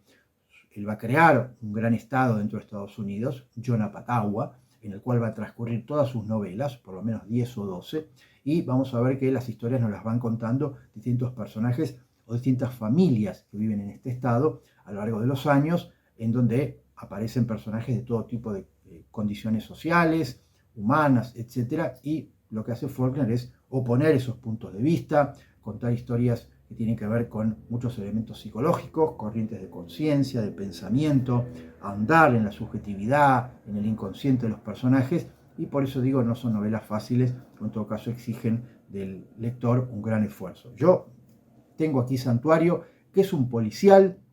creo yo, es una buena novela para entrar a Faulkner, porque quizá es la más, o una de las más legibles de todas, y se llevó al cine, pero creo que en todo caso lo que tiene es que tiene la estructura de un policial, de la novela negra, y por supuesto me parece que en ese sentido es más atractiva para con el lector, ya que es una novela de género que más o menos no deja de ser una novela de Faulkner, me parece que se hace un poco más, digamos, amigable para con el lector. Pero en todo caso sí decir que Faulkner es uno de los grandes escritores del siglo XX, desde ya creo que tiene, como decía antes, esa gran influencia, que la podemos ver, ¿no? Incluso la manifiesta García Márquez, o Saer o Onetti, ¿no? Son escritores que van a decir, bueno, mi gran influencia es Faulkner, ¿no? Y creo yo que, bueno, hasta Borges va a hablar mucho de Faulkner. La literatura norteamericana y Estados Unidos, digo, es un país que ha dado grandísimos escritores a lo largo del siglo. Yo mencioné estos tres, pero vamos a, en todo caso, avanzar un poquito más y decir, bueno, con el correr del tiempo, después de la Segunda Guerra, también van a aparecer grandes escritores. Yo menciono a Salinger, acá su novela El guardián entre el centeno, es uno de los grandes clásicos. También existe la traducción El cazador oculto, pero bueno, vamos a decir que The Catcher in the Rye, que es el título original, novela bastante breve, en todo caso, es una de las novelas de culto, de las novelas quizá más leídas y discutidas, comentadas del siglo XX, la historia de Holden Coffey, ¿sí? Un adolescente que pasa un par de días en Nueva York para Navidad, y su mirada sobre el mundo, su mirada sobre la familia, sobre los amigos, sobre su propia vida, que parece haber entrado en una especie de nada misma, y entonces está ahí dando vueltas por la ciudad sin saber bien qué hacer. Y creo yo que todo este estilo de Salinger, que había peleado en la guerra, que tenía un montón de características muy propias de una persona que después de publicar esta novela se encierra y no publica prácticamente nada más. Son 4 o 5 libros los que publica Salinger en su vida y nada más. Ahora se dice que hay unas novelas que cuando falleció quedaron ahí sin publicar y que van a publicarse. Bueno, ojalá sea así, pero básicamente nos encontramos con El cazador oculto o El guardián del trecenteno, que es uno de los clásicos de literatura del siglo XX. Si avanzamos un poco más, digo como para después ya movernos un poco a Europa, para volver a Europa, quiero mencionar algunos escritores norteamericanos que me parece que realmente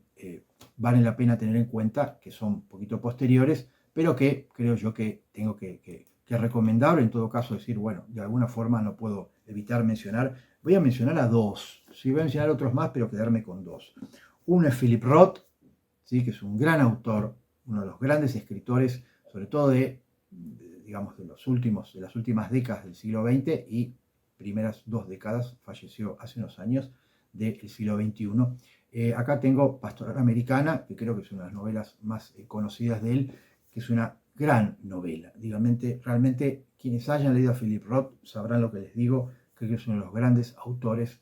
de los Estados Unidos de las últimas décadas. Podemos mencionar muchos más, ¿sí? Bret Easton Ellis, Dom DeLillo, Barthelme, es decir, Estados Unidos tiene una gran cantidad de autores, ¿sí? Foster Wallace, es inagotable, pero bueno, yo tengo que hacer un recorte. Mencioné a Philip Roth y voy a mencionar otro de los que creo que es uno de los grandes autores del siglo XIX y XX, que es Cormac McCarthy. Acá quizá una de sus grandes novelas, que es Meridiano de Sangre, que es una especie de western, si se quiere, con un estilo impresionante, una prosa extraordinaria, que ya la primera página parece escrita por una persona que está reinventando la literatura, y que me parece que también es un autor a tener en cuenta, teniendo en cuenta esto que es un país que ha dado enormes escritores, sobre todo esto que mencionamos, ¿no? Como Recambio, después a partir de la Segunda Guerra, y ahí está Truman Capote, ahí están todos estos autores que, por supuesto, no puedo más que mencionarlos así al pasar, porque no tenemos tiempo para desarrollar, pero que en todo caso yo me animo a decir que de las últimas décadas, tanto Philip Roth como Cormac McCarthy han muerto hace pocos años, por lo tanto son autores del siglo XX y del siglo XXI, pero que realmente hay que tener en cuenta porque son enormes autores que creo que valen realmente la pena. Si saltamos a Europa, ¿sí? Si nos vamos a Europa, allá después de la Segunda Guerra, que es más o menos por donde vamos dando vuelta, un poquito antes, un poquito después de la Segunda Guerra, pensemos la Segunda Guerra como gran acontecimiento que parte de alguna forma del siglo en dos, por supuesto con el Holocausto y los campos de concentración en el medio, y con eso que tiene que ver con la victoria de los aliados por sobre el eje nazi-fascista, que cae definitivamente, y bueno, se impone un mundo con una serie de cambios importantes. Surgen algunos elementos, por eso digo, en Europa, que me parecen interesantes. Yo voy a rescatar eso que tiene que ver con lo que va a pasar en Francia, de la mano de Jean-Paul Sartre, Simone de Beauvoir, Albert Camus y otros, que es esta idea de la literatura y la política, del escritor comprometido, de la figura del intelectual, de eso que tiene que ver con un tipo de escritor que se hace público, se hace conocido, se hace popular,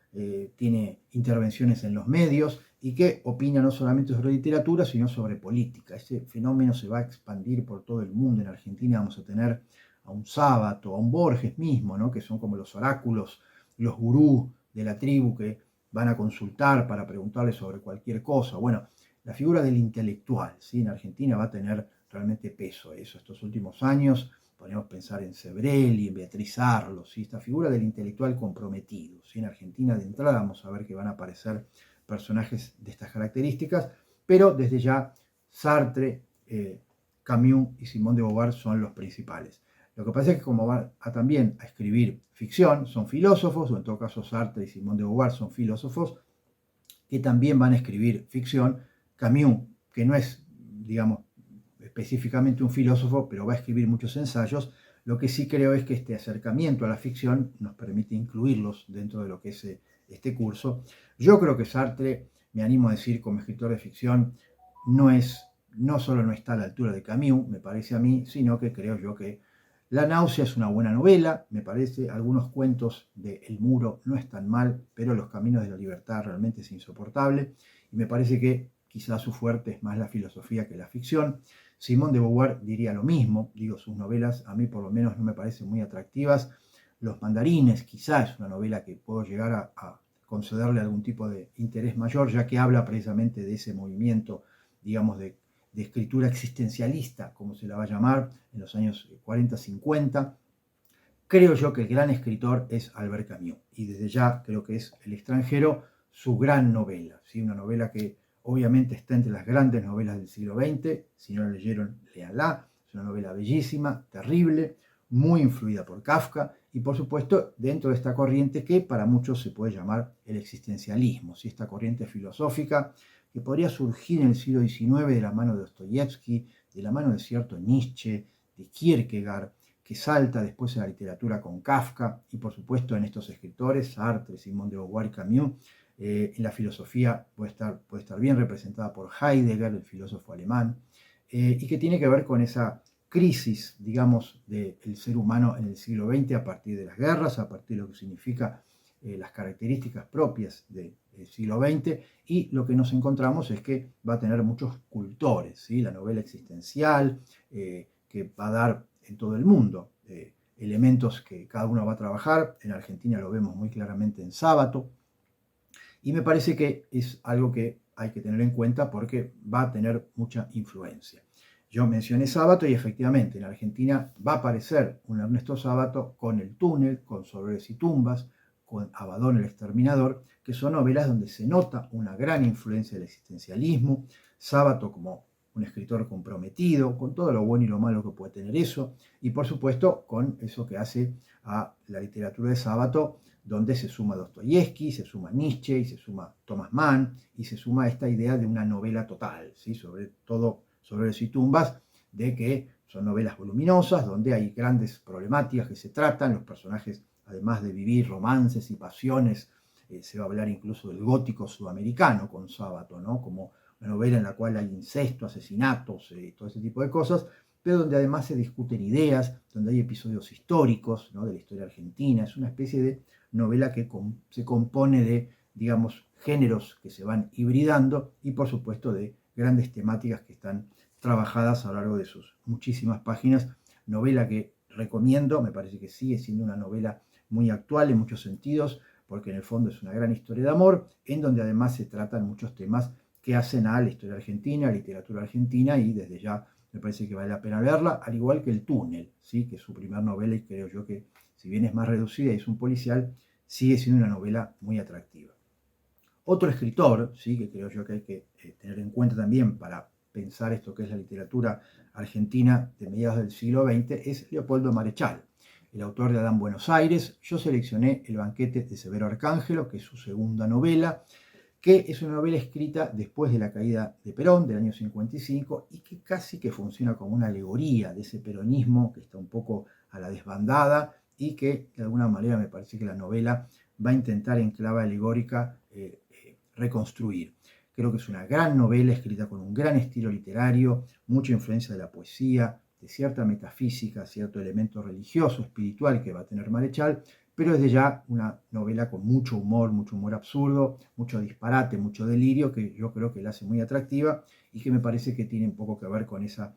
literatura muy influida por ciertas corrientes europeas, del disparate, del absurdo, del delirio, y creo que Marechal va a saber combinar con una cosa muy argentina, muy propia de lo porteño en todo caso, que me parece que sumado a un gran estilo literario la va a convertir en una novela sumamente atractiva. Entonces, vamos a hablar ahora de Cortázar, ¿no? Luego, pero quiero decir, la Argentina de los años 40, 50, tiene grandes escritores. Podríamos sumar a Marco de Nevi, podríamos sumar muchos escritores y escritoras que me parece que han hecho que Argentina tenga una gran literatura. En el siglo XX me parece que Argentina tiene escritores de primera línea a nivel mundial, y creo que muchos de ellos todavía pueden ser leídos, pueden ser analizados, pueden ser revisados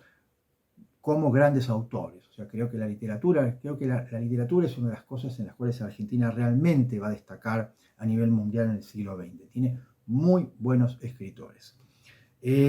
Vamos a seguir avanzando, creo yo, con escritores que empiezan a hacerse conocidos en los años 40, 50, y que son escritores que es difícil ubicar en alguna corriente, en alguna escuela. Son como aerolitos, ¿no? Que cayeron ahí, y que uno dice, bueno, ¿y este escritor de dónde sale? De alguna forma, ¿quién es? Y bueno, vamos a mencionar algunos porque creo que valen realmente la pena, y y que no podemos dejar de lado, ¿no? El primero es Vladimir Nabokov,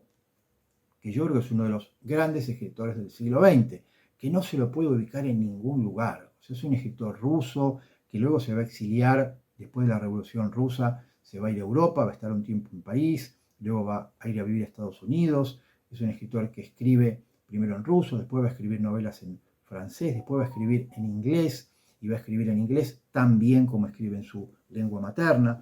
Y tiene unas temáticas que muchas veces hacen referencia al país en el cual transcurre la novela, bien sea Rusia, bien sea Francia o bien sea Estados Unidos, pero que es un escritor que no se lo puede ubicar en ninguna escuela, en ningún movimiento. Es un gran escritor. Yo recomiendo Lolita, creo que es una de las grandes novelas del siglo, una novela escrita en primera persona por un narrador muy poco fiable, por Humbert, que cuenta una historia de pedofilia, básicamente, de una obsesión, un enamoramiento de una niña de 12 años, 13 años, pero que básicamente es un prodigio literario, ¿no? De punto de vista, de elegancia literaria, de inteligencia, de ingenio, de sagacidad, y me parece que no solamente esta, sino Pálido Fuego, La vida de Sebastian Knight, todas las novelas de Nabokov, Ada o el ardor,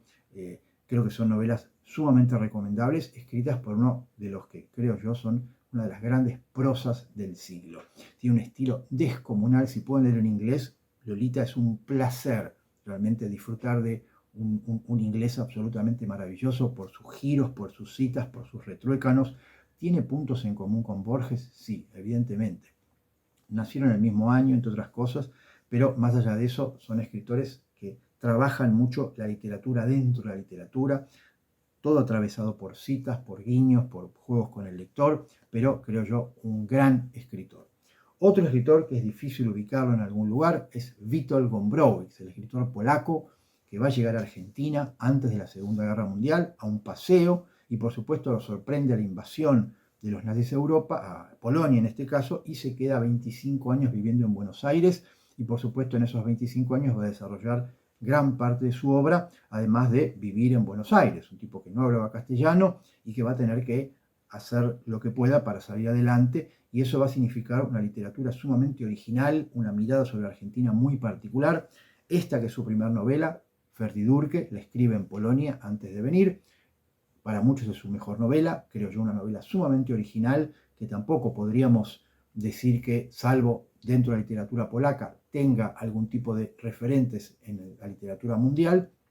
Una novela, en este caso, prologada por Ernesto Sábato, pero es cierto que es un escritor que es difícil ponerlo dentro de algún tipo de movimiento, un tipo que escribe en polaco, pero en Argentina sin dominar el castellano, se reúne con un grupo de gente, traduce en la novela un castellano completamente incomprensible, digamos, es decir, un tipo que juega mucho con el lenguaje, con las palabras, con influencia de la poesía muy grande, pero con un universo sobre todo muy particular, ¿sí? Con respecto a su mirada sobre el mundo, que sumamente me parece original, particular, con un humorismo muy fino, y creo yo que lo hace un escritor, por eso les digo que no se lo puede encasillar, pero que vale la pena, sobre todo a la hora de revisar eso que es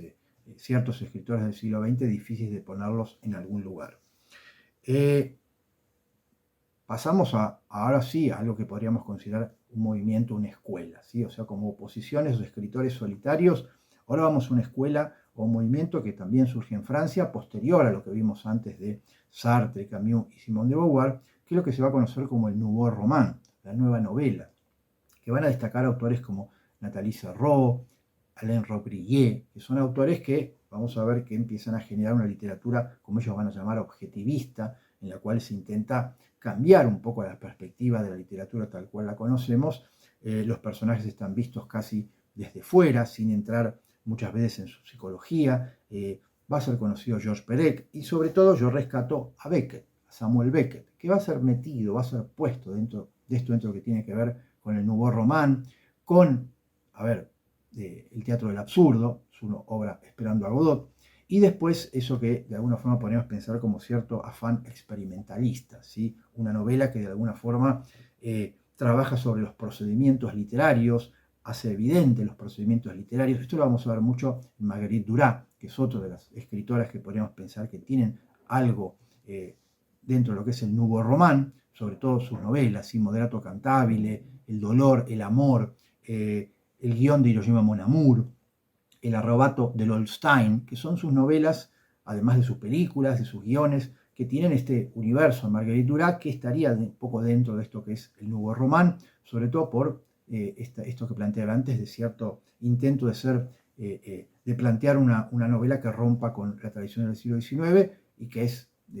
ya les digo, esto que se va a llamar el Nouveau Roman.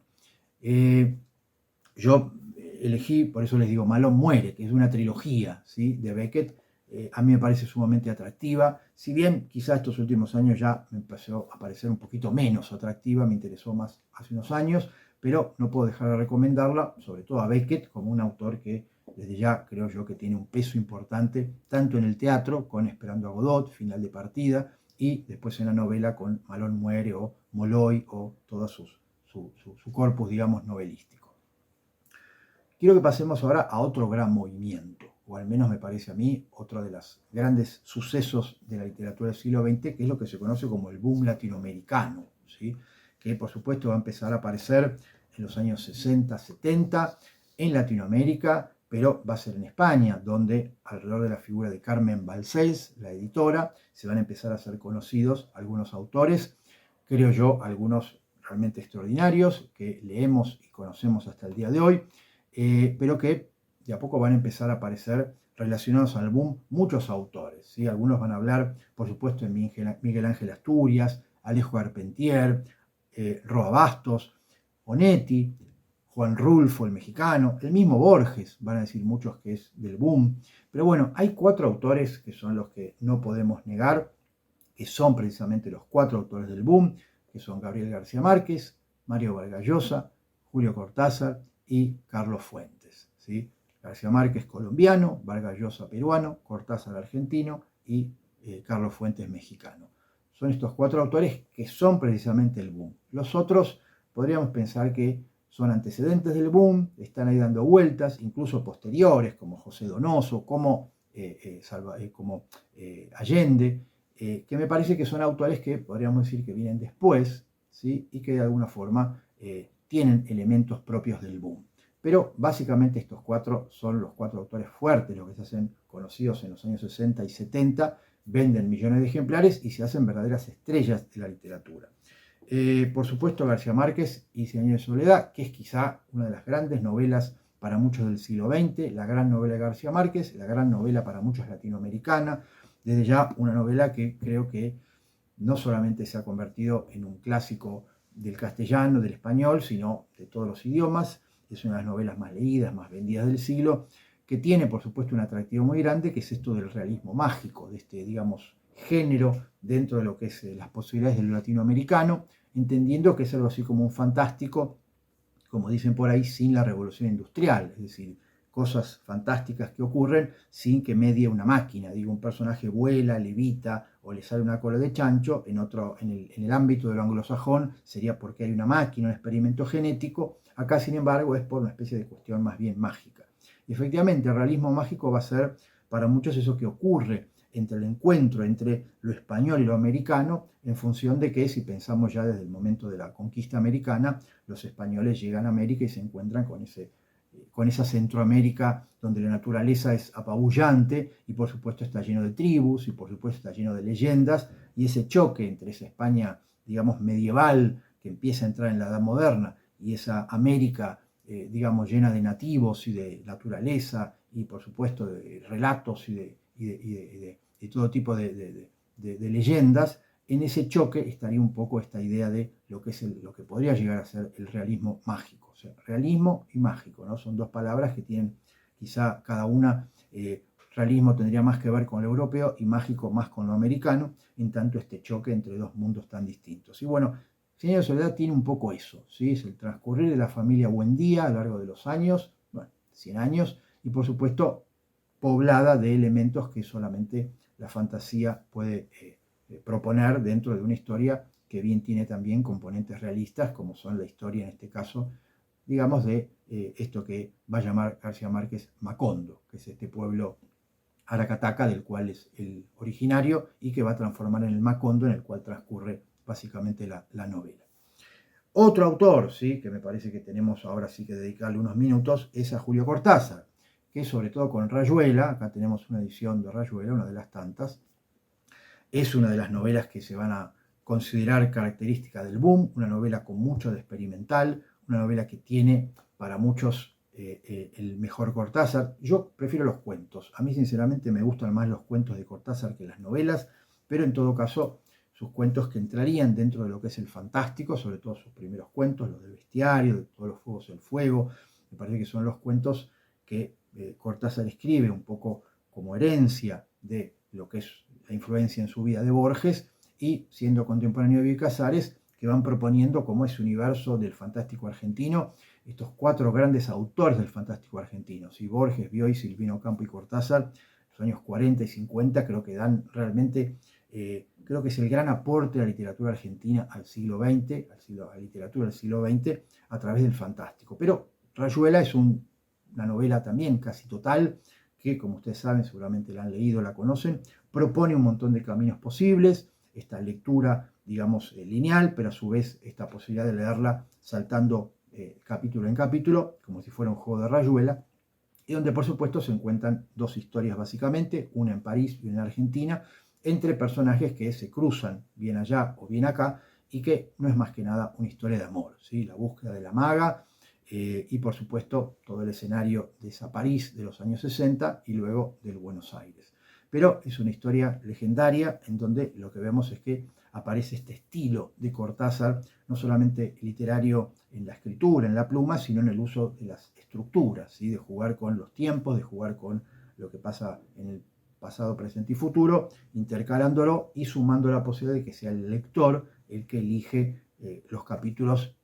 en función de las ganas que tiene de ir en una dirección o en otra, ¿no? Una especie de elige tu propia aventura, ¿no? Y por supuesto, Rayuela se transformó en ese clásico que lo puso a Cortázar como uno de los grandes autores del boom.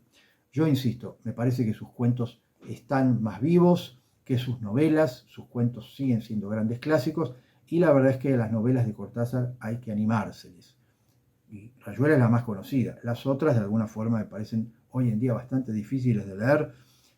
Rayuela no es que sea fácil, pero en todo caso me parece que es la más atractiva, aunque insisto, creo que el tiempo quizá, y es mi parecer, no le ha hecho demasiado bien. Me parece que ha quedado en cierta manera Rayuela una novela muy propia de su época, y no sé si hoy es una novela que resulte, me parece, al menos a mí, ¿no? Me parece a mí, ¿no? Tan atractiva como sus cuentos. Yo creo que luego, digamos, del boom latinoamericano, ¿no? 60 y 70, podemos hablar de un fenómeno bastante polémico, que es el posmodernismo. Muchos lo niegan, muchos dicen que es un invento de los críticos y que en todo caso los escritores no tienen nada que ver con él, pero bueno, en todo caso vamos a pensar que existe una realidad, que es que hoy en día se habla de la posmodernidad que surge en los años 70, sobre todo en la arquitectura, en las artes y por supuesto en la literatura, en el cine también, ¿no? Y la posmodernidad consiste en esa idea de trabajar la ironía, el pastiche, la cruza y la mezcla de géneros, la fragmentación de los relatos y por supuesto la vuelta atrás, mirar el pasado y mezclar, no mezclar géneros, mezclar estilos, hacer una gran ensalada. La obra de la posmodernidad es una gran ensalada donde se mezclan estilos distintos, con por supuesto temáticas distintas, géneros distintos, y ahí es cuando vemos que aparecen autores que reúnen esas características, y bueno, esos autores se los consideró los posmodernos. Yo creo que uno de los primeros grandes autores posmodernos va a ser Umberto Eco, ¿sí? Creo que El nombre de la rosa es uno de los mejores exponentes, novela del año 80, mejores exponentes de esto que es la posmodernidad. Ustedes leyeron o leen El nombre de la rosa, recomiendo, es voluminosa, pero creo yo que vale la pena. Novela que es un policial ubicado en el medioevo, 1327, pero que a su vez tiene un montón de universos que están contenidos en la historia. Se habla de historia, se habla de filosofía, se habla de botánica, se habla de gastronomía, se habla de, por supuesto, sucesos políticos de aquella época, se reflexiona sobre el medioevo, sobre el futuro de Europa, sobre la religión, sobre la Iglesia Católica, sobre el imperio, sobre el papado, y por supuesto, todo atravesado por un policial, y después desde ya con esta historia en una abadía de unos monjes que no solamente tiene su particular uso del género policial, sino de todo lo que tiene que ver con las costumbres de los monjes en esta abadía. Es un compendio de muchas cosas, por eso se habla en todo caso de la irrupción de la modernidad en la literatura, quizá como el nombre de la rosa como un antecedente. Yo creo que ya está en Borges eso, o sea, ya Borges lo hacía, pero podríamos decir que a partir de los 80 empieza a ser un fenómeno masivo que de alguna forma vamos a ver que efectivamente se convierte o se va a convertir en una de las particularidades de mucha literatura del siglo XX de distintos países, ¿no? Esta mezcolanza de tradiciones, géneros, estilos, etc. Otro autor, otro gran autor, que creo yo podemos pensar como propio de la posmodernidad, es Thomas Pynchon, autor norteamericano. Acá tengo La subasta del lote 49, que es su primera novela. Luego vendrá El arcoíris de gravedad y tantas otras que son novelas en las cuales también, digo, El arcoíris de gravedad es un gran compendio de cosas, ¿sí? Está la Segunda Guerra, la historia, está lo que le pasa a los personajes, incluso se habla de Argentina, de Borges, del Martín Fierro, se habla, ¿sí? Es una novela compleja, voluminosa, pero que creo de alguna forma que tiene gran atractivo. Thomas Pynchon todavía está vivo, se dice que en cualquier momento aparece su nueva novela, un tipo que también, como Salinger, casi que se aisló del mundo, no hay fotos de él, no se sabe muy bien, no hay muchos datos de él, pero lo claro es que lo cierto es que cada tanto fueron apareciendo sus distintas novelas, tiene publicadas unas cuantas, pero lo que creo es que pertenece a este universo en el cual podemos hablar de una posmodernidad, ¿sí? De un elemento que lo vincula a otros autores, en tanto sus novelas son grandes compendios de distintas realidades, sobre todo literarias, ¿no? Por eso digo, hay una gran herencia literaria, un gran trabajo con la literatura. Otro autor, también años 80, 90, y después muere en el 2003, por lo tanto su obra se concentraría en años 70, 80 y 90, que es el chileno Roberto Bolaño, ¿sí? Acá tengo Los detectives salvajes, para muchos su mejor novela, para otros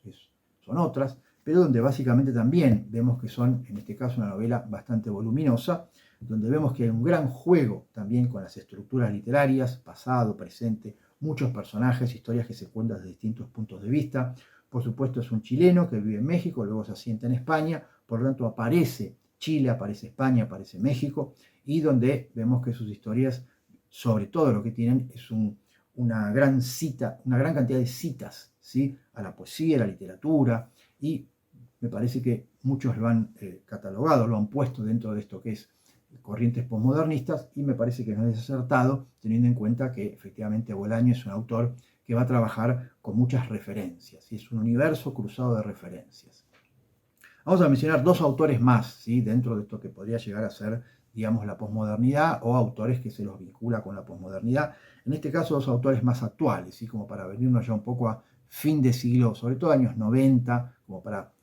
pensar autores que cierran el siglo XX, que por supuesto siguen vivos, siguen escribiendo, esperemos que por muchos años más, pero que ya empiezan en los años 80, 90 del siglo pasado a escribir, y que son tenidos como autores con ciertos componentes de la posmodernidad. Vamos a hablar de dos españoles, ¿sí? Uno es Javier Cercas, acá tengo Soldados de Salamina, para muchos su mejor novela, que yo creo que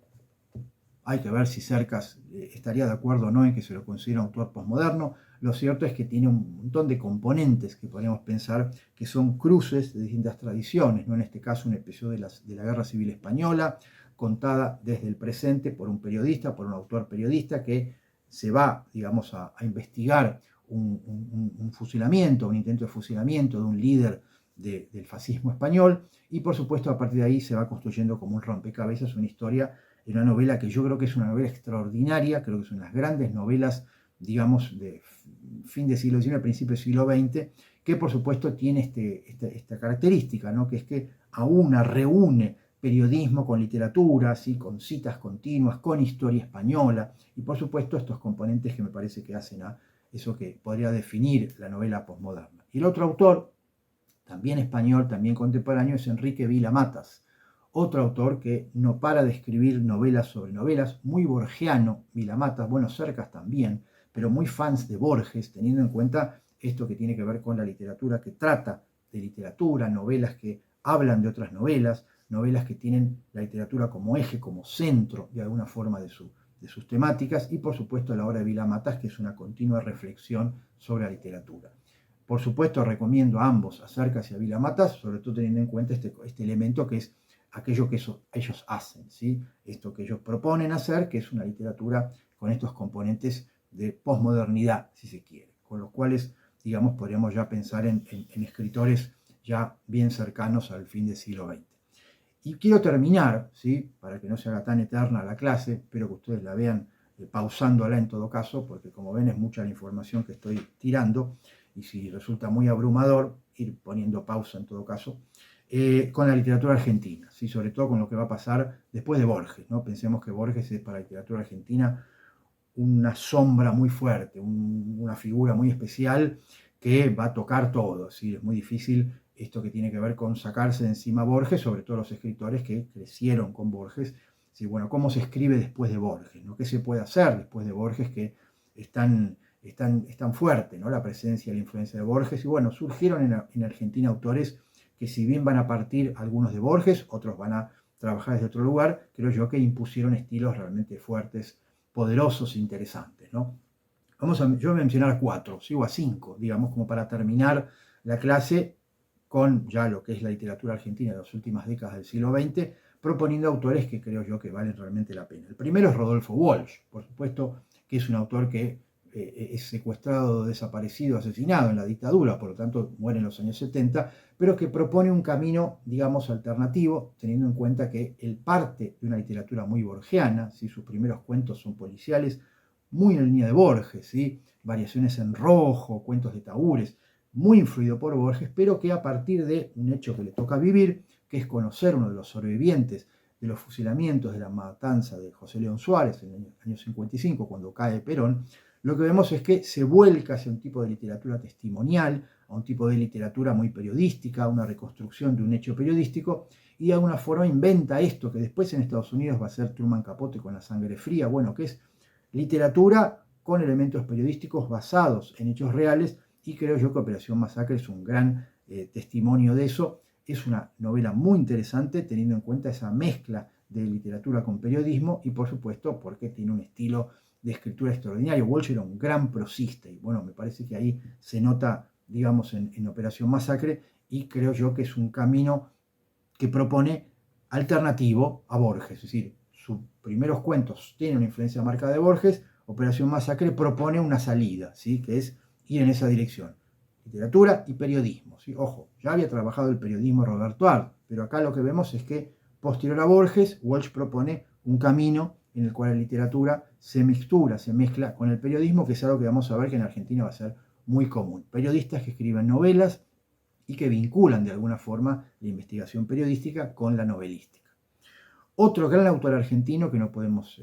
dejar de lado es Juan José Saer. Yo acá tengo Glosa, para muchos una de sus mejores novelas. Glosa es una de las tantas, tiene una muy buena cantidad de novelas Saer, en las cuales hay, por supuesto, al principio, en sus primeros cuentos, una influencia muy grande de Borges, y luego encontrará su propio camino.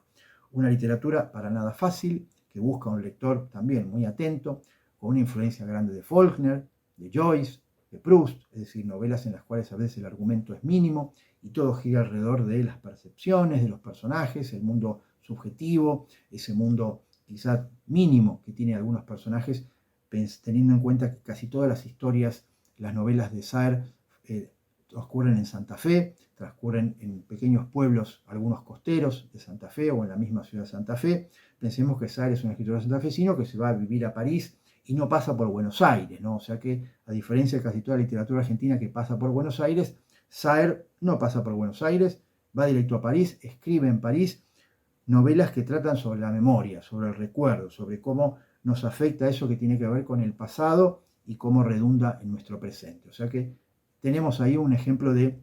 un escritor con una prosa extraordinaria, muy rica, muy llena de frases subordinadas, largas, eternas, interminables, como Faulkner, pero con un componente, digamos, muy argentino que yo creo que las hace muy atractiva, pero no son para cualquier lector.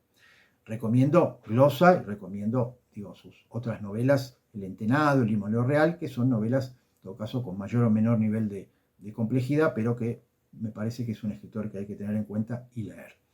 El otro será Manuel Puig, ¿sí? Acá tengo El beso de la mujer araña, un escritor en las antípodas de Saer, un escritor muy popular, quizá uno de los escritores más leídos de la historia de la literatura argentina, un escritor que vivía de publicar sus libros, cosa que en Argentina es tan difícil. Bueno, Puig vivía de sus libros, pues se vendían muy bien,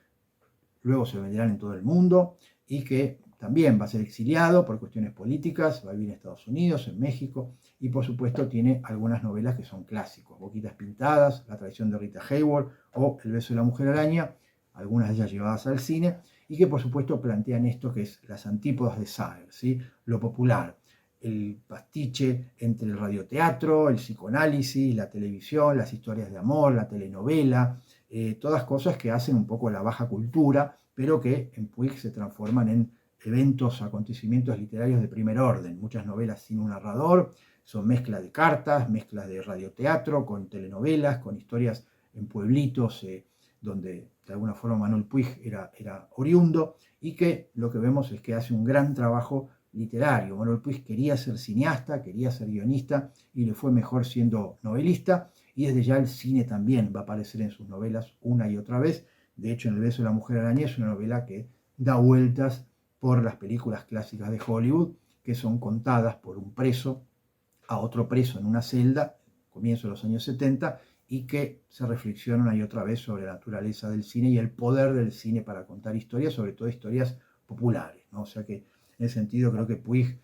trabaja un poco dentro de esto que decíamos, una alternativa a la literatura de Borges, ¿no? Una literatura más de clase alta, una literatura de grandes temas. El caso de Puig es irse un poco hacia lo muy popular, hacia el radioteatro, hacia lo que tiene que ver con la telenovela, la televisión, las estrellas, ¿no? De cine, de TV, de radio, y es un universo completamente distinto.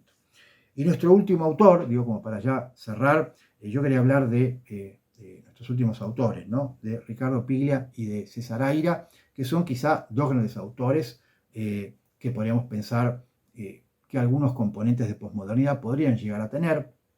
aunque yo creo que tal vez ellos dirían que no, pero desde ya que son dos grandes autores de las últimas décadas, ¿no? De la literatura argentina, sobre todo Piglia, que ya falleció, dentro de lo que es la literatura argentina en los años 80 y 90, y Aira, que ya lleva 5 décadas en activo, por supuesto sigue vivo, sigue escribiendo, y lo que vemos es que también irrumpe en los años 70, 80, publicando 3, 4, 5 novelas por año. Aira es un autor, insisto, que no deja de publicar mucho, es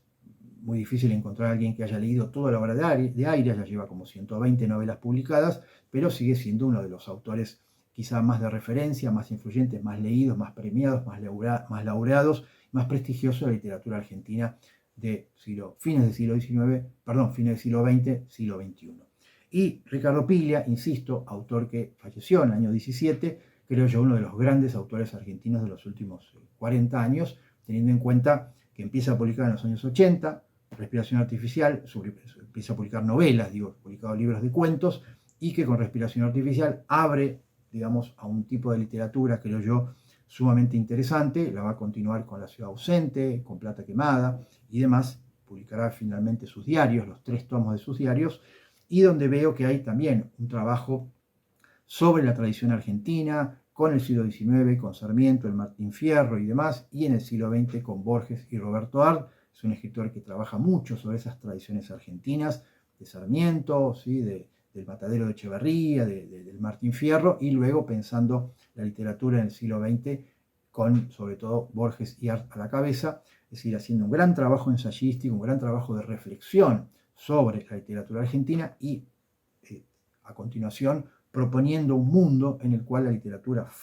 tiene un rol fundamental, y escribiendo novelas en las cuales el peso que tienen otros autores y otras novelas en la trama, en los personajes, es muy grande. Son novelas sobre literatura, son historias donde la literatura tiene un peso fundamental, sobre todo la literatura argentina, y algunos autores, puede ser Gombrowicz, puede ser Kafka, puede ser Joyce, en donde evidentemente vemos que la reflexión sobre la literatura es continua. Por lo tanto, esta cruz, esta mezcla, digamos, de temáticas hace que muchos hablen también de cierta posmodernidad. Supongo que Piglia saldría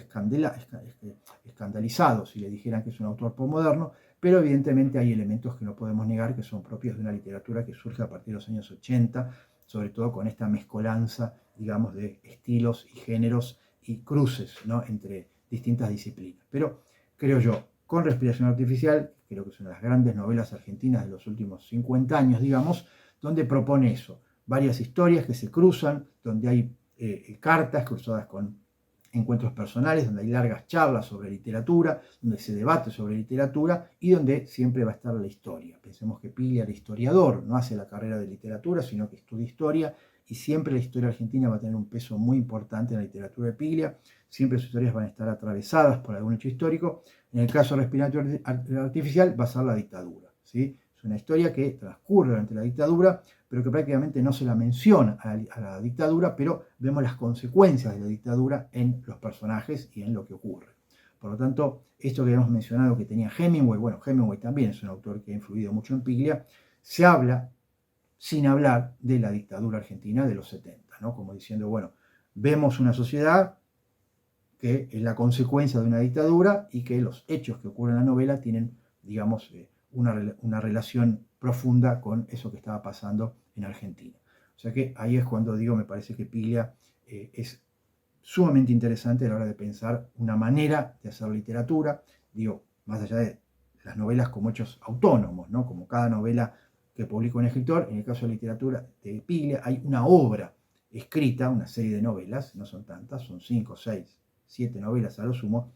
que como obra proponen eso que es una forma de hacer literatura, que creo yo que es una alternativa posible dentro de lo que es como continuar con la obra de Borges, con el legado de Borges, pero de una manera muy personal. Por eso digo que en Argentina el hacer literatura después de Borges es todo un desafío. Por supuesto, en el siglo XXI vendrán nuevísimos escritores, ¿sí? Alan Pauls, Martín Cohen, Mariana Enríquez, Samantha Schweblin, montones de autores, buenísimos algunos, que me parece que en todo caso tendrán más o menos influencia de los anteriores, pero nos encontramos en todo caso ya con un panorama del siglo XXI. Yo quería cerrar con el siglo XX. Entonces llegamos hasta acá, digo, se ha hecho como ven muy larga la clase, pero bueno, insisto, espero que les haya resultado interesante teniendo en cuenta que teníamos muchas cosas para decir. Desde ya terminamos, cerramos acá, cada uno de ustedes seguirá el camino que considere más interesante. Yo les agradezco estar ahí, haber llegado en todo caso al final, que lo hayan aprovechado. Por supuesto, luego me comentarán ustedes luego lo que consideren, digo, ya me dirán en todo caso el camino que han tomado, teniendo en cuenta que no todo puede resultarles interesante o en todo caso todo es inabarcable, hay que dedicarle una vida a eso en todo caso, pero supongo que algunos les van a resultar lo suficientemente estimulantes como para decir, bueno, voy a profundizar en este autor o en este género. Así que damos por terminado el curso acá. Nos veremos en un próximo curso e insisto, gracias por estar ahí del otro lado, por haber llegado al final y espero que estén ustedes muy bien. Me despido, hasta la próxima. Chao.